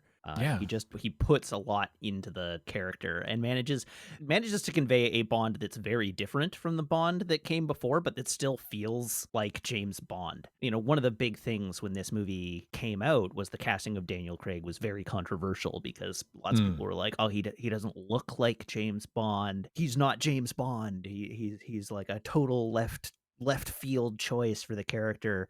I don't know. I think he owns it completely. Like, he just inhabits his own conception of the character so well. Like, he gets what makes a conception of James Bond function in terms of, like, narrative and characterization and fantasy and all that kind of thing. And it's different, but it's still Bond. It's like the various levers have all sort of shifted their place on the control panel. The end result is a different but still manifestly Bond James Bond. Yeah. At the time of his casting, all contemporarily living previous Bond actors, which is to say all 5 of them, supported his casting, like, publicly. All 5 of them were like, yeah, he would be great for this. Yeah, I think he is great for it. Yeah. I like Daniel Craig's Bond a lot, and I think a ton of that is the amount of work this movie does to ingratiate and establish Daniel Craig's James Bond as the new James Bond going forward. But this movie it works on, like, the emotional and the narrative levels. This movie works, and even where it's clunky, it still manages to be charming. Yeah, this movie rules. It's great. Are we gonna rank it? Oh, I don't know. Where's the pre-title sit? It's good, and it does a lot of excellent work, and it's very quick and tight, but it's like, it's not amazing. I really, really like it in the context of this movie, but I'm not like, yeah, this is how you open a Bond film. Yeah. I don't know. It's probably not very high, honestly. Like, Really? despite, Okay. I really like it, but like, there's no stunt. Yeah, there's just the fight. Yeah, and the fight is fine, very aggressively filmed, which is, again, fine stylistically. I like everything that it does story-wise, which is the reason that I have my one for Live and Let Die so high, because I like what that does story-wise. Mm-hmm. So I am aware of myself. But I don't know. It doesn't blow me away as like, hell yeah, let's start a James Bond film. Yeah. I don't know. How do you feel about it? I think it goes pretty high. I think it's pretty high. I think from how tight it is and how much work it does for the character and how much work it does as a little narrative and how stylish it is. Like, it's tight, it's quick, it's punchy. There's not a big stunt, but like, it's still, it's really exciting and tense. The fight in the bathroom is like this brutal drag out fight where they're throwing each other through various pieces of the props and hammering heads through toilets and whatnot. I don't know. I think it's very good. I think I probably put this in my number 4 slot behind License to Kill. Dang. Like, I think it goes real high. Like, I like this one a lot. I think it's doing so much work to hook you that it deserves to be recognized for that. But like, The Spy Who Loved Me is like, the opening of that is great, and I like the opening for The Spy Who Loved Me because of like the narrative consequences for the film and the fact that it's a cool ski sequence. I like License to Kill's opening because it's like this big, huge, flashy set of stunts and action set pieces, and like, that's all super awesome. But I think it fits in between those. Like, I think it's so sharp that like, there's no wasted space in it. It just works really, really well for me. Even though it's not the biggest, most exciting, most flashy thing, it's just really, really killer spy drama. So I'm putting it there. I have decided. All right.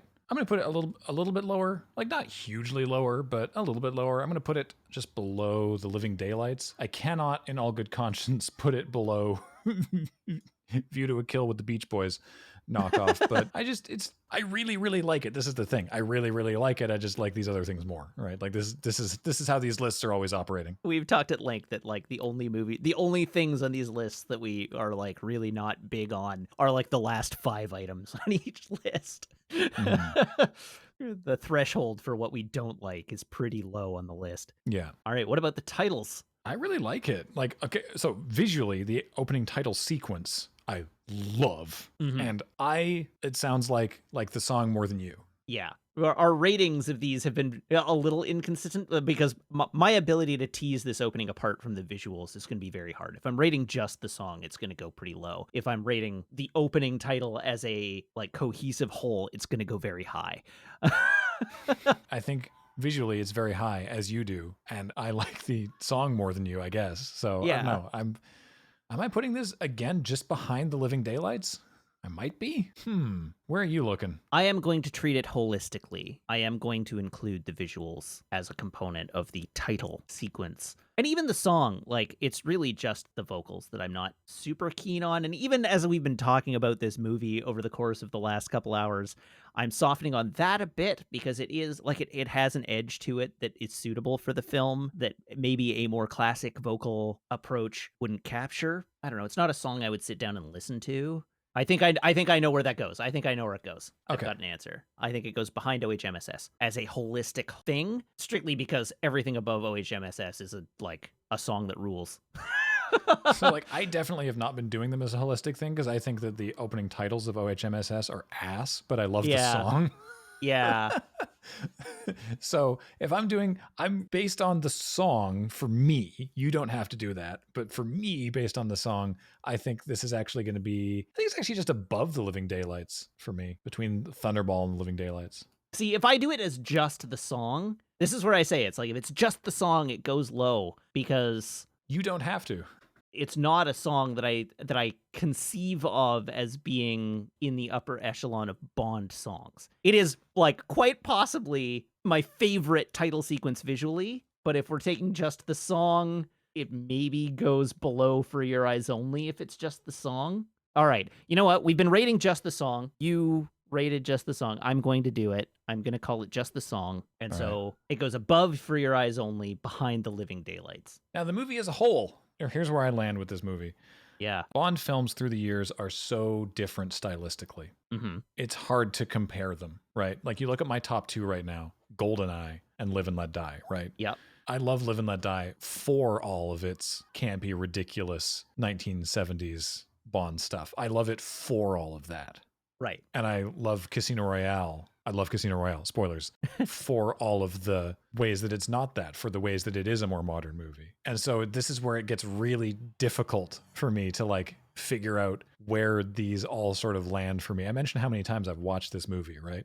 Mm-hmm. So it's like, it seems silly to some listeners, I'm sure, but this is my number 3. All right. Behind GoldenEye and Live and Let Die. Because I just really, really like the things that Live and Let Die does in its ways.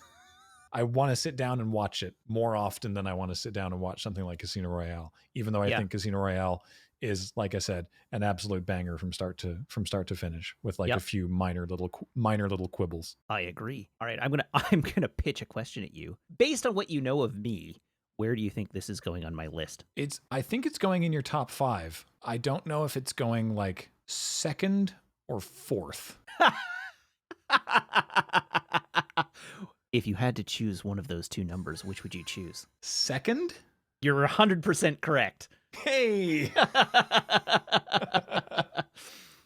This one goes just behind From Russia with Love, but ahead of On Her Majesty's Secret Service for, I mean, a lot of the same reasons that you just illustrated. From Russia with Love is my, at this point, I am willing to stake the line in this. This was the movie that had the potential to unseat it from my number 1, and I don't think it does. It's like a hair's breadth between them, but I think From Russia with Love is such a classic. It is like my archetype for what a Bond movie should be. I like that movie just as this is the perfect Bond movie kind of like feeling about it, that I don't think anything overtakes it. But Casino Royale is just an absolutely phenomenal film. And in terms of like modern film going sensibilities, I actually think it's probably more fun to watch. Just, that the language of film has changed a lot over the last 50 years, and Casino Royale is a much more like compelling piece of cinema to a modern eye. I think that Daniel Craig's characterization of Bond is fantastic. I think it does storytelling better. I think it's doing some similar things to OHMSS in terms of what it's doing for the character and how it's setting them up, but I think it does it better than OHMSS does.